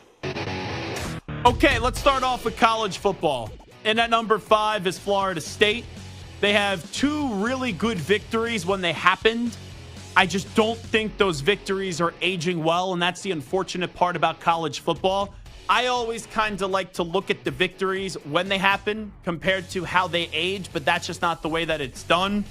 Florida State's going to have to win the ACC to get into the college football playoff. They're expected to win the ACC, but they did beat LSU where it wasn't even close in the second half, and unfortunately LSU has become the most disappointing team in college football this year from where the expectations were.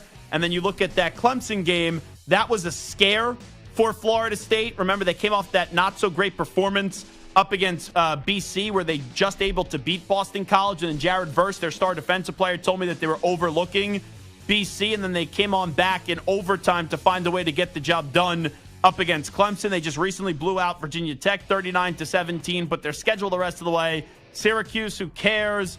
Duke, good game because of who Duke's quarterback is. Wake Forest, Pitt, Miami, North Alabama. The Florida game's always a big one, but I don't really believe in Florida. There's no reason why this team shouldn't be undefeated going to the ACC title game. And then if they are undefeated and they win the ACC championship game, they're going to the college football playoff. And I love their quarterback in Jordan Travis. Next up, in at number 4, it's the Ducks of Oregon.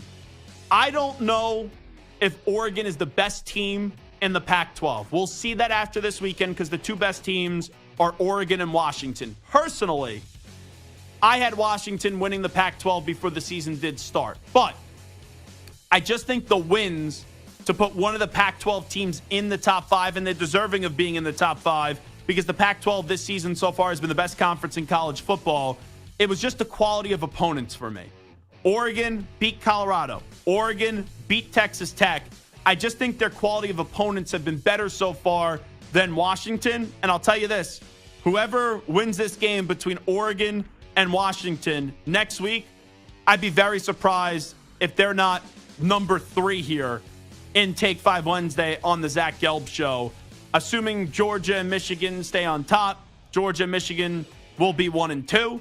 And I may have just spoiled a little bit of the rest of the top 5 results. But I would personally usurp Oregon and Washington over Oklahoma with whoever wins that game between Oregon and Washington this week. And at number 3, the team that just made a huge statement up against Texas, that is Oklahoma. Remember, they got their doors blown off last year against Texas in Red River.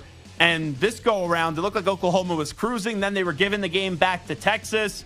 And for Oklahoma, similarly to what I just said about Florida State, you should now run the table. You look at the Oklahoma schedule the rest of the way. There's not going to be a game where Oklahoma is going to be the underdog. They're going to be the favorite in each and every game that they do play the rest of the way. They play UCF, they play Kansas, they play Oklahoma State, West Virginia, BYU, and TCU. Right now, that's only one team that's in the top 25 currently. And then we may get a rematch coming up in December with Oklahoma and Texas in the Big 12 title game, both their final seasons in the Big 12.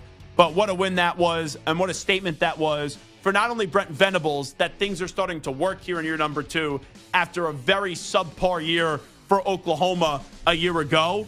But Dylan Gabriel has now inserted himself into the Heisman Trophy conversation with how clutch he was and how quickly he walked down the field against Texas to go get that 34-30 victory.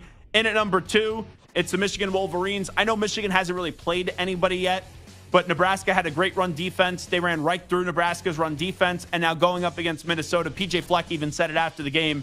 In all of his years of being a head coach, he's never seen someone as dominant as Michigan. Now, there is Georgia the last 2 years. There's been Alabama. And I don't have it right in front of me, all the teams that PJ Fleck has played. I don't know if he played against Alabama so far as a coach. I don't know if he's played up against Georgia. But you see how dominant Michigan has the potential to be with what they've done the last 2 years. And I watch a ton of Michigan football. I think this Michigan team is better than the team of the last 2 years, where their offensive line is still one of the best in the country. J.J. McCarthy is ready to take that next step. Roman Wilson is a really good underrated wide receiver. There's just so many talented players. Colston Loveland. You have Cornelius Johnson still there, and you got a great lethal 1-2 punch in the backfield with Blake Corum and Donovan Edwards as well. And that defense is a defense that you saw last year up against Ohio State. It can make game-changing plays against elite talent. So Michigan in at number 2. And the number 1, Georgia's best opponent yet, and it ended up being the most lopsided game in the game that you could just throw in the flag early if you were Mark Stoops and Kentucky and come up with some excuses that will play for you later on in the show. But Georgia with a dominant performance. Carson Beck starting to show you that he's a really damn good quarterback. Georgia's going to be a team, just what their schedule is, that it would be a shock if they're not undefeated heading into that SEC title game, and then you take care of business in the SEC title game, then you're undefeated once again, and you're off to another college football playoff, and you have a great chance to go back to back to back as national champions as Kirby Smart continues to get the job done. All righty, let's go. Speak now, forever hold your peace. Florida State in at 5, Oregon 4, Oklahoma 3, Michigan 2, Georgia 1. Gentlemen, who are some teams that maybe we should be talking about being in this top 5? Samter, Stu, which one of you? Let's go. One of you. Take the baton here. There's really not a lot of teams that I would put otherwise into this top 5. Maybe Penn State, but I'm not a believer. I'm not a buyer in Penn State quite yet. I just want to see them at least up against one of the big boys. But it seems like there's more. Well, you'll see that in Penn State when they go up against Michigan and Ohio State. And I think up against Ohio State could be vulnerable. Against Michigan, I don't think that Penn State's going to beat Michigan. So you look at Penn State, that's why they haven't really played anybody yet, and that's why they're not in the top 5. All right, so I guess some of the other teams, maybe Ohio State. Well, I'm just not impressed with Ohio State. Like, they beat Notre Dame. I was more disappointed with Notre Dame than I was impressed with Ohio State. And that game against Maryland, I know it indicates it was a blowout because it was a 20-point game, but that was not a blowout. That was a close game that they were going back and forth, and then ultimately the talent did prevail for the Ohio State. How about the Washington Huskies? We had Kalen DeBoer on yesterday. What are your thoughts on them? I like them a lot. I think they could be the best team in the Pac-12. I just got to see it after this weekend because the tiebreaker right now is just Oregon has played a better schedule so far than Washington.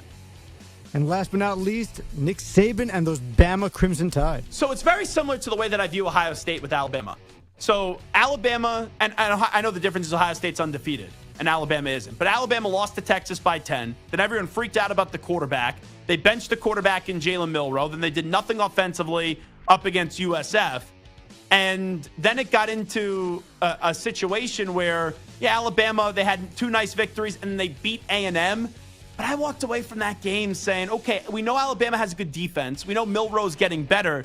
But A&M was the better team in that game at 17-10. Then it gets to 17-17. And then you just had Jimbo Fisher get super conservative, not going for it on 4th and 1 and punting the football, and then the game was over. Alabama's got to run the table in the regular season and then in the SEC title game to get in because we've never seen a team with 2 losses before get into the college football playoff.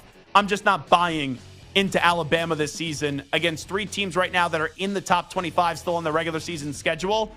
I'm just not buying that they're only going to have 1 loss at the end of the year. All righty, that's the college part of it. Now let's go to the NFL. In at number 5, this team at the end of the year could be the 3rd best team in the NFC. But right now, they are showing you that they're easily going to win the NFC North, which the Lions haven't won a division championship since 1993. And now it goes more than that. We're talking about a team that needs to win a playoff game for the first time since 1991. But the last 2 weeks, or really 3 weeks with the Lions, I've been really impressed with them, and here's why. It's one thing when you go on the road to start the year and it's their best win taking care of Kansas City, even though Kansas City was without Travis Kelce in the game and then Chris Jones. But then the next week they lose to Seattle, 37-31 in overtime, a game that they were leading at the half, 14-7.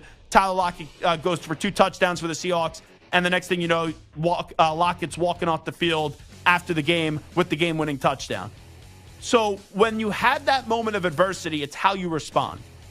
And even though Atlanta's not a great team, Green Bay's not a great team, and we know the Panthers are the worst team in the league, this team responded with 3 straight wins. And even if it wasn't pretty against Atlanta, the game wasn't close, it was 20-6. Then they blew out the Packers 34-20, and they just beat the snot out of the Carolina Panthers. And how many times do we see teams play down to their competition? The Lions haven't done that yet. And Aiden Hutchinson's been a stud. Jared Goff's been a really good quarterback. And Amon-Ra St. Brown, even though he's been banged up, is a good wide receiver. And David Montgomery, back-to-back 100-yard rushing weeks. That's a team that's definitely, with the coach and Dan Campbell, moving in the right direction. In at number 4, I think the Seahawks and Lions are splitting hairs. They're both really good teams and have potential to be the 3rd best team in the NFC. But the reason why the Seahawks are in at 4, and it's not the Lions in at 4, is because they went head-to-head, and Seattle walked into Detroit and walked out with the victory. In at number 3, it's the Kansas City Chiefs. When you look at Kansas City, until someone takes off the cape of Superman, I'm still calling him Superman. Like, from a talent perspective, Kansas City doesn't have the most talented roster in the AFC. But you have Patrick Mahomes, Travis Kelce survived this injury scare. You got Chris Jones back on that modified deal, which they barely did anything to it.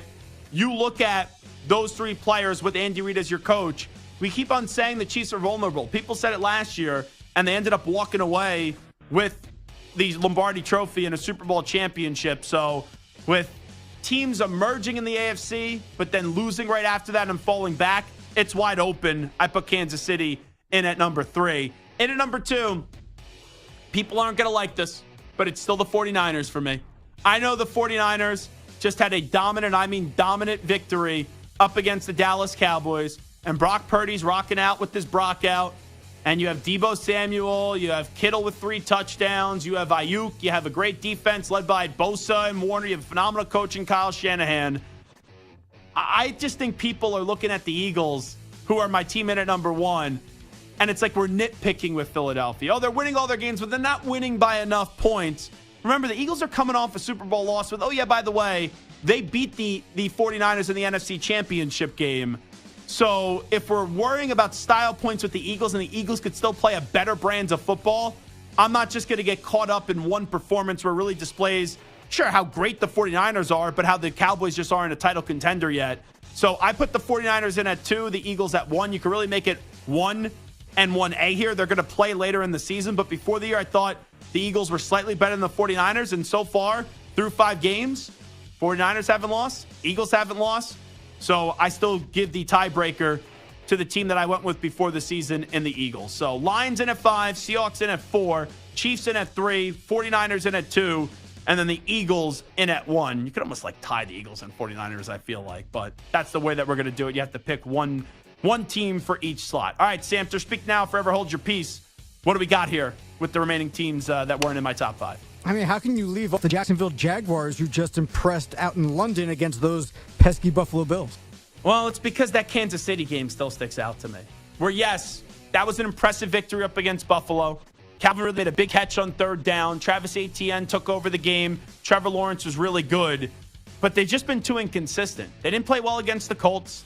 Then they lose to the Chiefs in a game where the Chiefs only scored 17 points. They lose to the Texans by 20. Yeah, they beat Atlanta in back-to-back games in London. And then the Buffalo game is their best win of the season. But Buffalo is also a team that we're trying to figure out what the Buffalo Bills are as well, because they lose to the Jets earlier in this year. And you see this Buffalo team, that they just lost to the Jacksonville Jaguars. So I keep the Jaguars out just because this Jacksonville team, they've been split against the elite competition. And also, I only have one AFC team in there, and the Jaguars lost to Kansas City. Next team.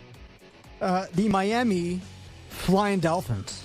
They have a great offense. Their offense is spectacular off to a historic start, even though Mike McDaniel doesn't care about the historical start through the first 5 games of the season. It's that Buffalo game. Up against Buffalo 2 weeks ago, you got blown out. You'll probably be back in the top 5 at the end of the year. You don't need to play Jalen Phillips this weekend against the Carolina Panthers, but Phillips is going to be their biggest key this year because they need more consistency on the defensive side of the ball, and that's a dude that could be a game wrecker. So it's that game up against Buffalo that just keeps them outside of the top 5 for now. And we could put a wrap on that Because, what, are you going to ask me about the Bills next, I'm assuming? I was going to ask you about the Bills. And I felt like I already just explained it with the Jaguars. It's just for Buffalo.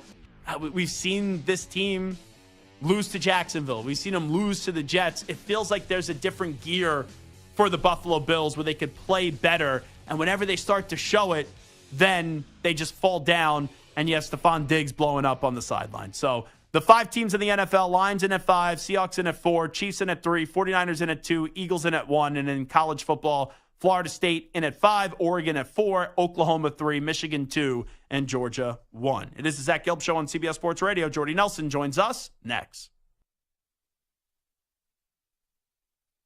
You're in a 5-minute break.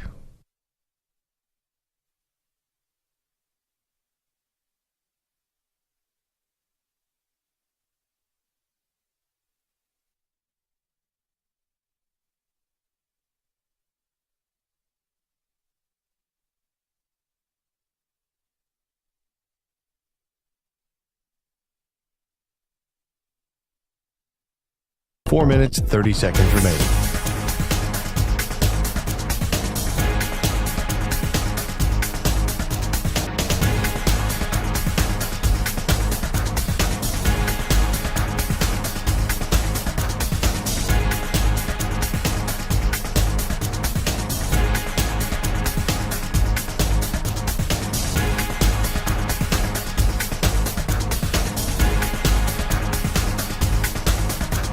Four minutes remaining.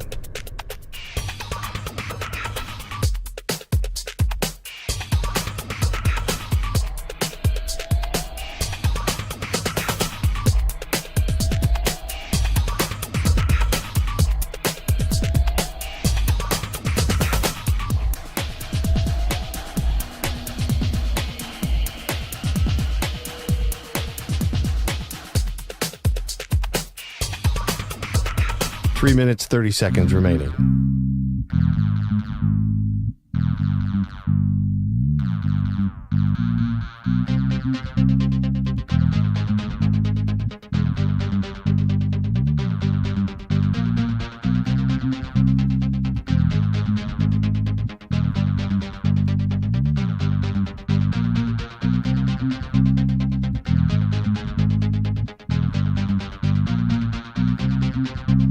Three minutes remaining.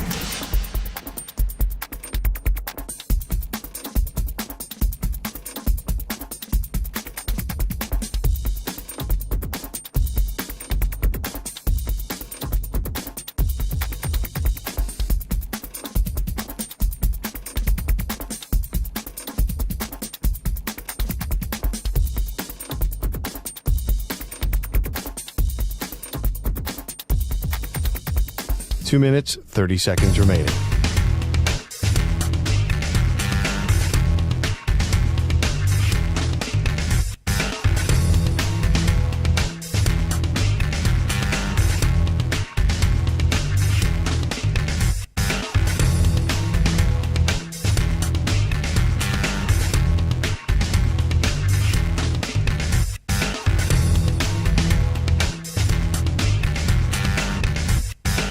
Two minutes remaining.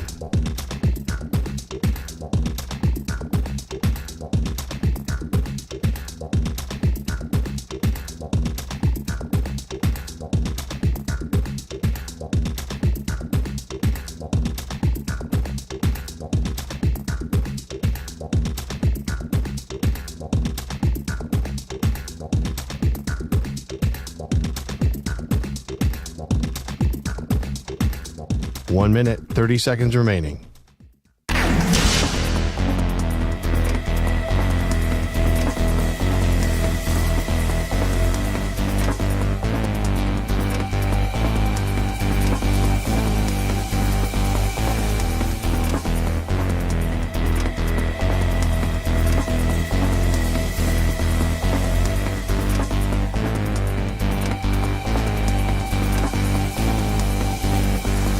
One minute remaining.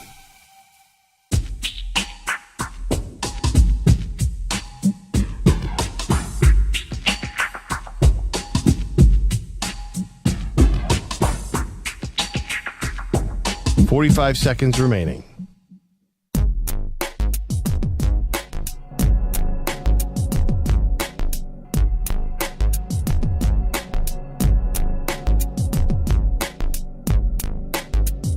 30 seconds remaining.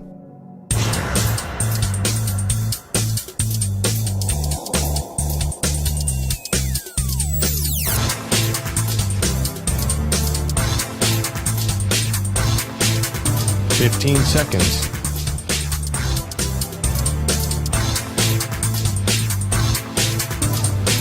Break ends in 5 seconds.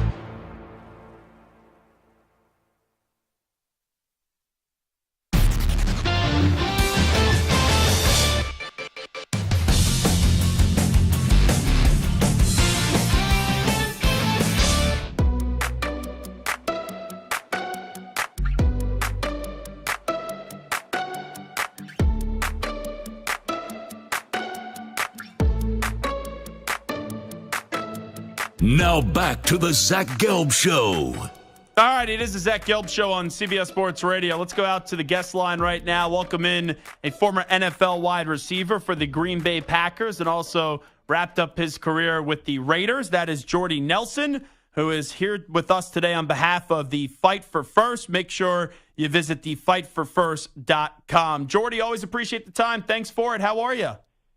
I'm doing great. How you doing? Well, I'm doing fantastic. I got to take you back to week one. We were all watching it with your former quarterback, Aaron Rodgers, going up against the Buffalo Bills, and 4 plays into his Jets career, he suffers the Achilles injury. Just what were you thinking when you saw a friend of yours and a former quarterback of yours and Aaron Rodgers go through that? Obviously disappointed for him, first and foremost. Every year you go through so much to get prepared for a season. And obviously you don't want any injury to happen, but for it to happen that fast and everything that was built up with him and the Jets and how excited they were to get going, and it's very deflating. So obviously I've been through a season-ending injury before and know what it does to you, especially that early in the season. And so, yeah, that was just kind of gutted right from the get-go. Was it weird for you how this whole offseason played out? Like, we knew Rodgers and the Packers, once they drafted Jordan Love, there was inevitably going to be a split. But when it became finalized that he's going to New York and that career in Green Bay is wrapping up, was that just bizarre for you to see? I think more bizarre is how much it just matched what happened with Brett Favre. So I don't think, to have 2 Hall of Fame quarterbacks back-to-back for an organization and then pretty much for it to end the exact same way is pretty crazy to add on top of it. So I didn't talk too much about it, just let it all play out, and was excited to see what he was going to do in New York, and hopefully he can get healthy and come back next year, and we'll still get that opportunity. Yeah, what do you think that the Jets are getting? I know it's kind of like a stupid question. What are the Jets getting in Aaron Rodgers? But you knowing the way that he's wired, coming off an injury like that, what type of Aaron Rodgers do you think the Jets fan will see next year, assuming he's able to recover from the Achilles injury? The fans won't see what the difference will make inside the locker room, inside the classroom. Just the work that he demands from everyone, mentally more than physically, and understanding the details of everything. And that's what separates him and the guys, honestly, that were able to get in connection with him, was the details. So if you can gather the details and fine-tune those, you'll have success with them. Talking to Jordy Nelson right now on the Zach Gelb Show. So let's get to the new quarterback of the Green Bay Packers in Jordan Love. I know he's been there for the last few years, but now 5 games in with him being the no doubt about it QB1 for the Packers, and we'll see how long that does last. Just you being a former Packer, what advice would you kind of give to Jordan Love as he's embarking on this first full season as a starter? Just continue to work. There's no special sauce to it. It's all just about work and learning and growing and retaining the good and the bad. Learn from your mistakes, learn from what you did better and what you did good, and just continue to grow. It's not going to be easy. If anyone thought it was going to be, they're out of their mind. I don't know what the numbers were, but when Aaron took over for the first year, we went 6-10, and it might have been a little different with the output we were having, but there's going to be bumps and bruises along the way, and the way you handle those and develop through that and learn will make you the player you want to be. Did you see Rodgers right away? Was he comfortable when he took over that team? Because there's always naturally, right, you're living in the shadow of the guy that was there before you, and you know the way that Brett Favre was perceived in Green Bay and the quarterback he was, and the same thing's happening right now for Jordan Love, where you're replacing a legend, and you know that there's a certain standard there in Green Bay. Yeah, I think he was confident in what he could do, but I think there's kind of a grace period of taking over the locker room, if you will, as the leader of the team, making sure everyone else is on board with you. Obviously, if you're a younger guy and you have a bunch of older guys on the team, when Aaron came in, it's getting their confidence and their belief in him. I think Jordan has a little bit different just because how young the team is, and he's been growing with these guys, and they've been there since he's been there. So it sounds like, from what you hear, is the guys believe in him and know that he can go out and do it, and he's done it a couple times. And it's just as a young quarterback and as a young team, you're going to have the good games, you're going to have the bad games, and you just got to fight through the highs and lows and try to become consistent. Talking to Jordy Nelson right now. I know Christian Watson has been struggling to stay on the field, now back with the Packers. Just what are your expectations in your number 2 for Christian Watson? I think the main thing is just continue to grow and be more consistent. I think any receiver or any player in the NFL who thinks and wants to be one of the premier guys, it's not whether or not you can do it. There's a lot of guys that can do it.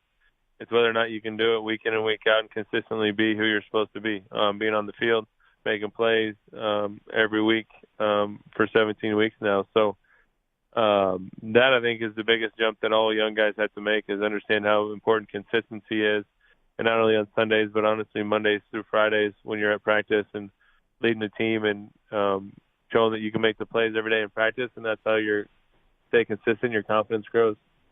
We talked about, right, with Jordan Love, that he has to prove it. I also look at Matt LaFleur and say, okay, he now has to prove that he could get the job done without having Aaron Rodgers there. Where's your confidence in Matt LaFleur leading this Packers team? I think it's high. Obviously, there's going to be a fill-out process for all of them, and they'll figure out what they like to do together, what works, what doesn't work. The receivers are still extremely young. Obviously, they're dealing now without their left tackle, so there's a lot of it offensively that they just got to continue to grind through. It's going to be different for a year, but they're in positions to win games. They've been able to pull out some games, and so they just got to keep battling through it. Wrapping up with Jordy Nelson. I know in the summer you got a pretty nice honor getting inducted into the Packers Hall of Fame. Clearly that means a lot to you, but how did you describe that moment when you found out that news?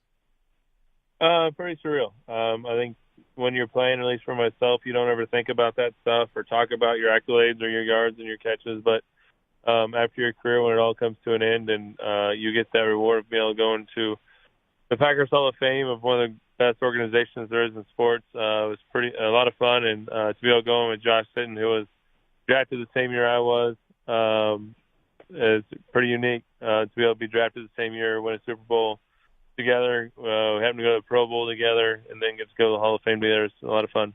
I know it was an ugly split with McCarthy and the Packers, but since he was your coach and Mike's gone on to have 2 12-win seasons with the Cowboys, bad performance the other night, clearly against the 49ers. But if you had to speak to me a little bit about what kind of coach Mike McCarthy is and what he did for your career, how would you kind of explain that? I love Mike. Everything he did in Green Bay, and what he did for not only for me on the field, but off the field as well, with some different things me and my family had going on. I think he's a great offensive mind. He demands a lot from guys. He makes them work. He just, I think you said having success at 2 premier organizations is big, and he'll continue to have that. Tell me what you're doing today, the fightforfirst.com, and with this Fight for First campaign. Yeah, so Fight for First is a part of Compassion International. So their big thing is to help these pregnant moms in extreme poverty get their kid firstborn and then to their first birthday. So a lot of, as we all know, who have kids, babies are very vulnerable at a young age. And statistics, so if we can get these kids to a year to their first birthday, they can have success and are better off. there's a lot of babies that don't make it. Every year there's nearly 4 million babies that don't survive to their first birthdays, which is just extremely crazy. So Fight for First allows them to get that accomplished. It provides prenatal care, nutritious food and clean water, assistance through childbirth, medical treatments, and then even on to help the kids develop as they go through their first year of life. And then once they hit 1, they're able to get into Compassion International's program and have a very successful childhood through that. Well, last thing I'll ask you, Jordy Nelson, and once again, you can visit the fightforfirst.com for more information. If you were still on this Packers team and you were in that huddle and you see Jordan Love, just what is your thoughts on the quarterback that you have and your view on the quarterback for Green Bay currently? I think you'd be confident in him. I think he makes good throws. He makes good decisions. He's athletic enough to make the plays with his feet. So you step in there confident, and they just got to get healthy and stay healthy, and things will be in good shape. Jordy Nelson, appreciate the time. Thanks so much for doing this. Thank you. There you go. Jordy Nelson with us on the Zach Gelb Show on CBS Sports Radio. Okay, we'll take a break right now. When we do return, I got to get into what one college football coach said over the weekend after a loss. And it's now becoming a conversation, and it's just sour grapes. And I like this coach a lot, but I hate when coaches do this after a loss. We'll tell you who that coach is and what he said when we continue right here on CBS Sports Radio. Update time first, though. Here's the Ackman, Rich Ackerman. CBS Sports Radio. Sports Flash. Well, it's been a tough rookie season for Anthony Richardson. The Colts quarterback came back from a concussion and now has a sprained shoulder that has landed him on injured reserve. He'll miss at least the next 4 weeks and possibly as much as 8. Travis Kelce's injured ankle has him questionable for tomorrow night's game between the Chiefs and the Broncos. The Giants' Daniel Jones did not practice today because of a sore neck. The Astros have been the model of consistency, chasing their 3rd title and 2nd in as many years. They held the 2-1 series lead over the Twins entering tonight's Game 4. A win would give them their 7th straight appearance in the American League Championship Series after jumping on Sonny Gray for 4 runs in the first yesterday. Jose Altuve said they have to follow the same blueprint today. Same approach, same mindset. Score first, try to create some momentum, win the game. We want to win the game. Obviously we're facing a really good team, and we don't want to tie the series again. A pair of games in the National League today. The Phillies and Braves are underway right now at Citizens Bank Park, and they are scoreless in the second. The Diamondbacks have a chance to eliminate the Dodgers, hosting L.A. for tonight's Game 3, with Brandon Pfaadt starting against Lance Lynn. Arizona's won 4 straight postseason games, all of them coming on the road. I'm Rich Ackerman. Hey, it's Amy Lawrence. Be sure to listen to CBS Sports Radio at home. Just ask Alexa to play CBS Sports Radio. CBS Sports Radio.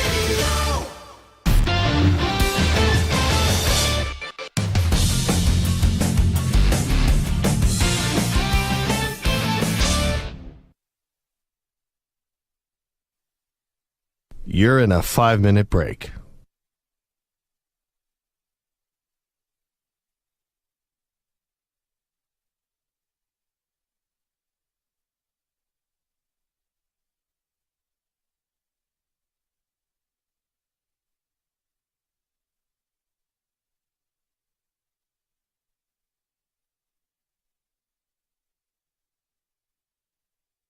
Four minutes, 30 seconds remaining.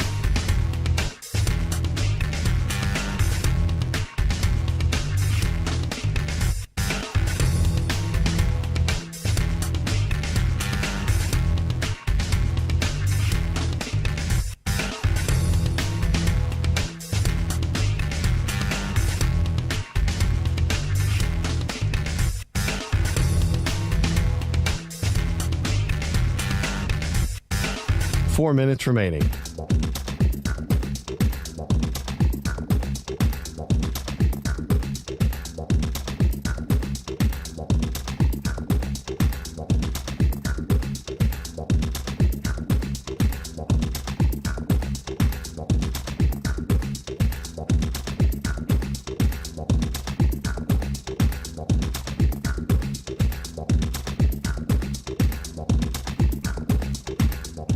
Three minutes, 30 seconds remaining.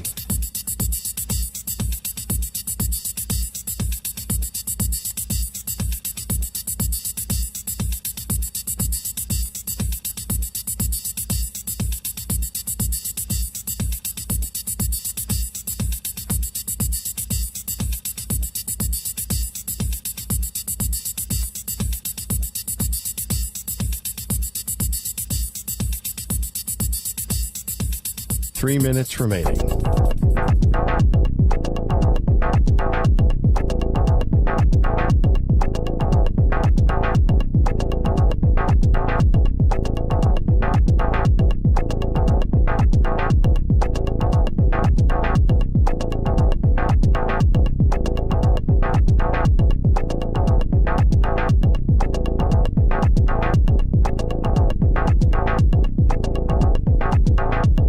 Two minutes, 30 seconds remaining.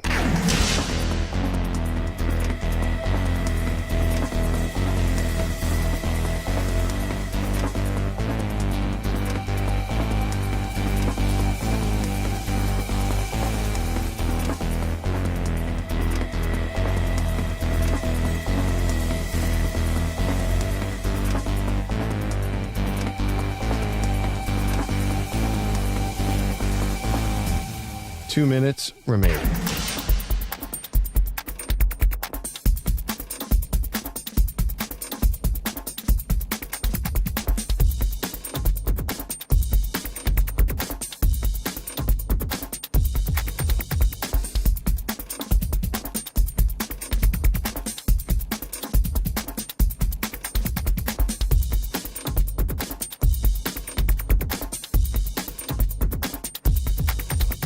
One minute, 30 seconds remaining.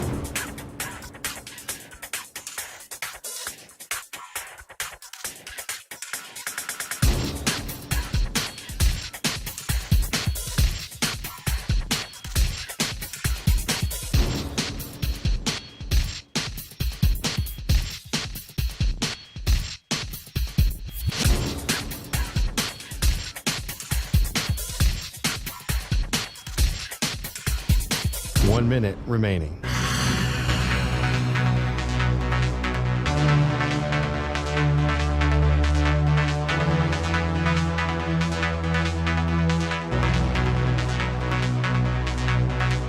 Forty-five seconds remaining.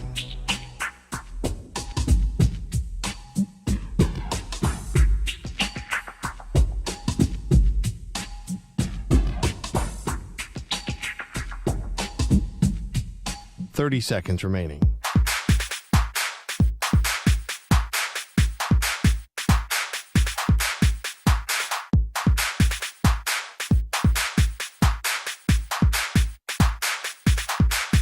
Fifteen seconds.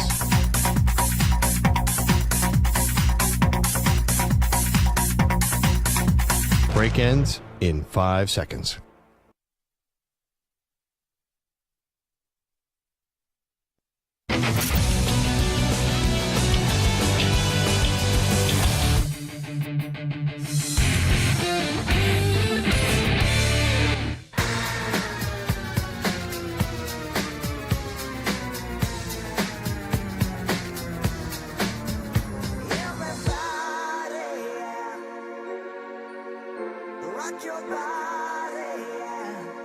Hey, this is Howie. And this is Nick. We're from the Backstreet Boys. And you're listening to the Zach Gelb Show on CBS Sports Radio. And guess what? Zach is back. All right. He's live. He's nationwide on CBS Sports Radio. This is the Zach Gelb Show. We continue. Zach Gelb Show, CBS Sports Radio. It's time to answer our Ask the Pros question of the day, and it's brought to you by O'Reilly Auto Parts. Chad in Green Bay asks, Zach, would you rather have Justin Fields or Jordan Love for the next 5 years as your quarterback? You could submit a question by tweeting at CBS Sports Radio or at Zach Gelb, ZACHGELB, using the hashtag Ask the Pros. Think O'Reilly Auto Parts for all your car care needs. Get guaranteed low prices and excellent customer service from the professional parts people at O'Reilly Auto Parts. It's an interesting question because if we're just talking about the individual player, I've seen more of Justin Fields going back to college and going to the NFL than I have out of Jordan Love.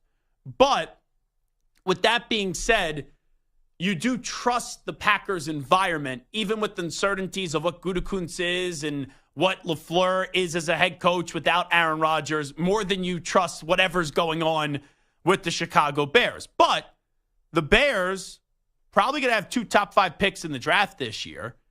And that means Justin Fields could end up being out of town. You would think there's a new coach and a new GM next year, which also means that Justin Fields could be out of town.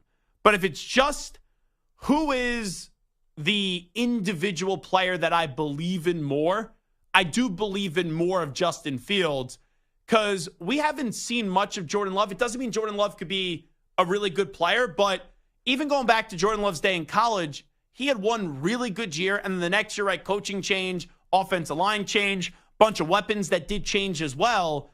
And I think Jordan Love is more of potential, right? Everyone's selling you up the idea of potential with Jordan Love compared to Fields. We know he has to improve in the passing game, but I've seen Justin Fields be a good player before, and now it's can you translate that into being a good NFL and a good college player? So I think the upside and also what we've seen before is a lot higher with Justin Fields than it is Jordan Love. But ultimately, I do think Justin Fields is playing somewhere else next year. And as for Jordan Love, it's these next 2 years where you better kick ass and start to show that you belong. Because if you don't take advantage of this 2-year window, you'll get this year. And there's been some good, there's been some bad with what he's been able to do so far. But you need to emerge at the end of the season giving 5 to 10 tangible moments where people can say, okay, there's a reason to believe in Jordan Love. And whether you do that or not at the end of this season, you're getting next year because the tenure of Brian Gutekunst in Green Bay is going to be determined on how much longer it lasts. I know it's not a traditional organization based off of what Jordan Love turns out to be, because that was Gutekunst's decision to take that shot and to say, okay, we think Aaron Rodgers is trending in the wrong direction and we got to go trade up in the draft to get this guy Jordan Love, which it's always bizarre to me that the Packers did that. Not in terms of saying, okay, we got to find the guy that's going to replace eventually Aaron Rodgers, but that they traded up to get Jordan Love. Because with the reporting of that, there was no one from the way that it was been reported that they legitimately feared was going to trade up in the first round that was in front of or was trying to move up in front of the Green Bay Packers to select Jordan Love. Like, if they would have just drafted Love where they were and didn't trade up to get him, I don't think the backlash would have been as strong as where it was. Now, you could still say, hey, you're not getting another playmaker around Rodgers. Rodgers still would have been annoyed with it. But with them moving up a few spots to do it, it made it seem as if it was a necessity and they had to do it. And that's where I thought this thing got really messy. But to answer Chad in Green Bay's original question, I would rather have Fields than Love because Love is based off potential. I know there's still room for Fields to grow, but I've already seen enough out of Justin Fields where I know he has the capability of being a good quarterback. Now, can he put it all together? And also, can he get in a better situation? Because let's be real, quarterbacks pretty much in the football world go to die when they go to the Chicago Bears. All righty. Let me get to this, and I teased it before the break. So I like Mark Stoops a lot. I've said this a few weeks ago, that Mark Stoops is one of the more underrated coaches in college football. I think Mark Stoops is the 10th best coach in college football as well. What he has done at Kentucky is really special. He made them relevant. And also inside the university, they started to show respect to their football program, where when you have John Calipari saying, oh, we're a basketball school, like, no crap, everyone knows Kentucky's a basketball school. But Stoops was so annoyed by that comment where it forced the basketball coach in the legendary John Calipari to retire. I mean, I'm to apologize. And he had to apologize for what he said and said what I said was not right. Which, for that to happen at Kentucky, where I know football drives the train now in college athletics, but basketball in Kentucky, if you're the coach there, you're the king. Usually the king doesn't have to say or genuflect and bend the knee to somebody else and say, oh, I actually got that one wrong. You were actually right. But that's what happened at Kentucky, where we all know that Calipari and that program is still the king at that school. But Stoops has done a really good job putting players in the NFL and having a few 10-win seasons and taking the program against rivals in the SEC to levels that they haven't gone in a long time. So Kentucky comes off that big win against Florida where they win by 20-something points. And then they go up against Georgia, and people are like, oh, maybe this is a game. I didn't think it was going to be a game. I forget what the spread was, but I laid the 14. I think it was 14.5 points, which was very low. I laid the 14.5 points against Georgia because Georgia didn't play a great game yet. And usually that's just the way that it works when you're a really great team and people are overlooking you and people are saying, you didn't play great against South Carolina. You didn't play great against your other decent opponent. And you had to find a way to get a Brock Bowers touchdown late to pull out a victory. I believe that was up against Auburn. Oh, Georgia's vulnerable. Georgia's vulnerable. And then you go up against Kentucky, who's just coming off that big win, then gets inserted into the top 20. Everyone's starting to really buzz in Kentucky saying, hey, Kentucky probably won't win the game, but they're alive to make it a close game. And then what happens over the weekend? An absolute blowout. So when coaches lose in college football, this is my favorite thing. And it's also a thing that I hate, if that makes any sense. But when coaches lose in college football, they do a really crappy job in the press conference. A lot of coaches use lame excuses to justify the loss. We all know that Georgia's just a much better program than Kentucky, right? You at least like to show up, have a pulse in the game, but there's no shame in losing to Georgia. And you just got to move on from the loss. I know you got to talk about the loss, but you got to take accountability and then just move on. But when you say lame things, that's when it makes you just look worse. And that's when it makes you look like a sore loser, sour grapes. And I didn't think Mark Stoops was this guy. And I have a lot of respect for Mark Stoops. But when you make lame excuses, it's just like, dude, what are you doing? Like, it's so unnecessary and it's so avoidable. So here's Mark Stoops on his weekly radio show, the Mark Stoops Show, on the blowout loss to Georgia. And then he used the excuse of NIL. The other side, if you want to do that, it's blame, complain, deny, or make excuses. And we're not going to do that. You know, fans have that right. I give it to them. I just encourage them to donate more because that's what those teams are doing. I can promise you in Georgia, they bought some pretty good players. You're allowed to these days. And we could use some help. That's what they look like. You know what I mean? When you have 85 of them. So I encourage anybody that's disgruntled to pony up some more. He's not wrong, but it's still lame in when he said it. And you know who it reminds me of? It's the same thing Saban did. And I know it's totally different when you're the head coach of Alabama compared to the head coach of Kentucky with the resources that Alabama has. But if you recall last year when Saban went after Jimbo Fisher and he was like, oh, they just buy their players, where did he do it at? Saban did that at a small business conference or there was some event where he was speaking at. And he was basically saying to the people of Alabama, we want more of your money. Spend more of your money so we could basically have more NIL money so we could go buy more players.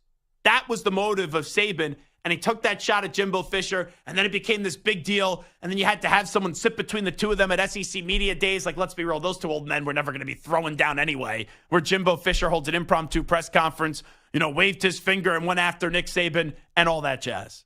But that's why Saban did it. And sometimes there's a little extra more meaning to the words. And for Mark Stoops, I didn't think he would stoop to that level, no pun intended. But I didn't think he would stoop to that level of using a lame excuse and using the platform that way. But when you're doing a local radio show, and I'm assuming he's probably at a bar doing one of these shows, and there's some big boosters and donors and big-time fans, he's basically saying, you want us to beat Georgia, go donate more money so we have more NIL dollars allocated to the players. And that's what he elected to do. I don't love the answer. I think it makes it look lame and basically saying, oh, well, if we had more money and 85 guys like Georgia has with all the money that they make, then we'd be able to compete with them.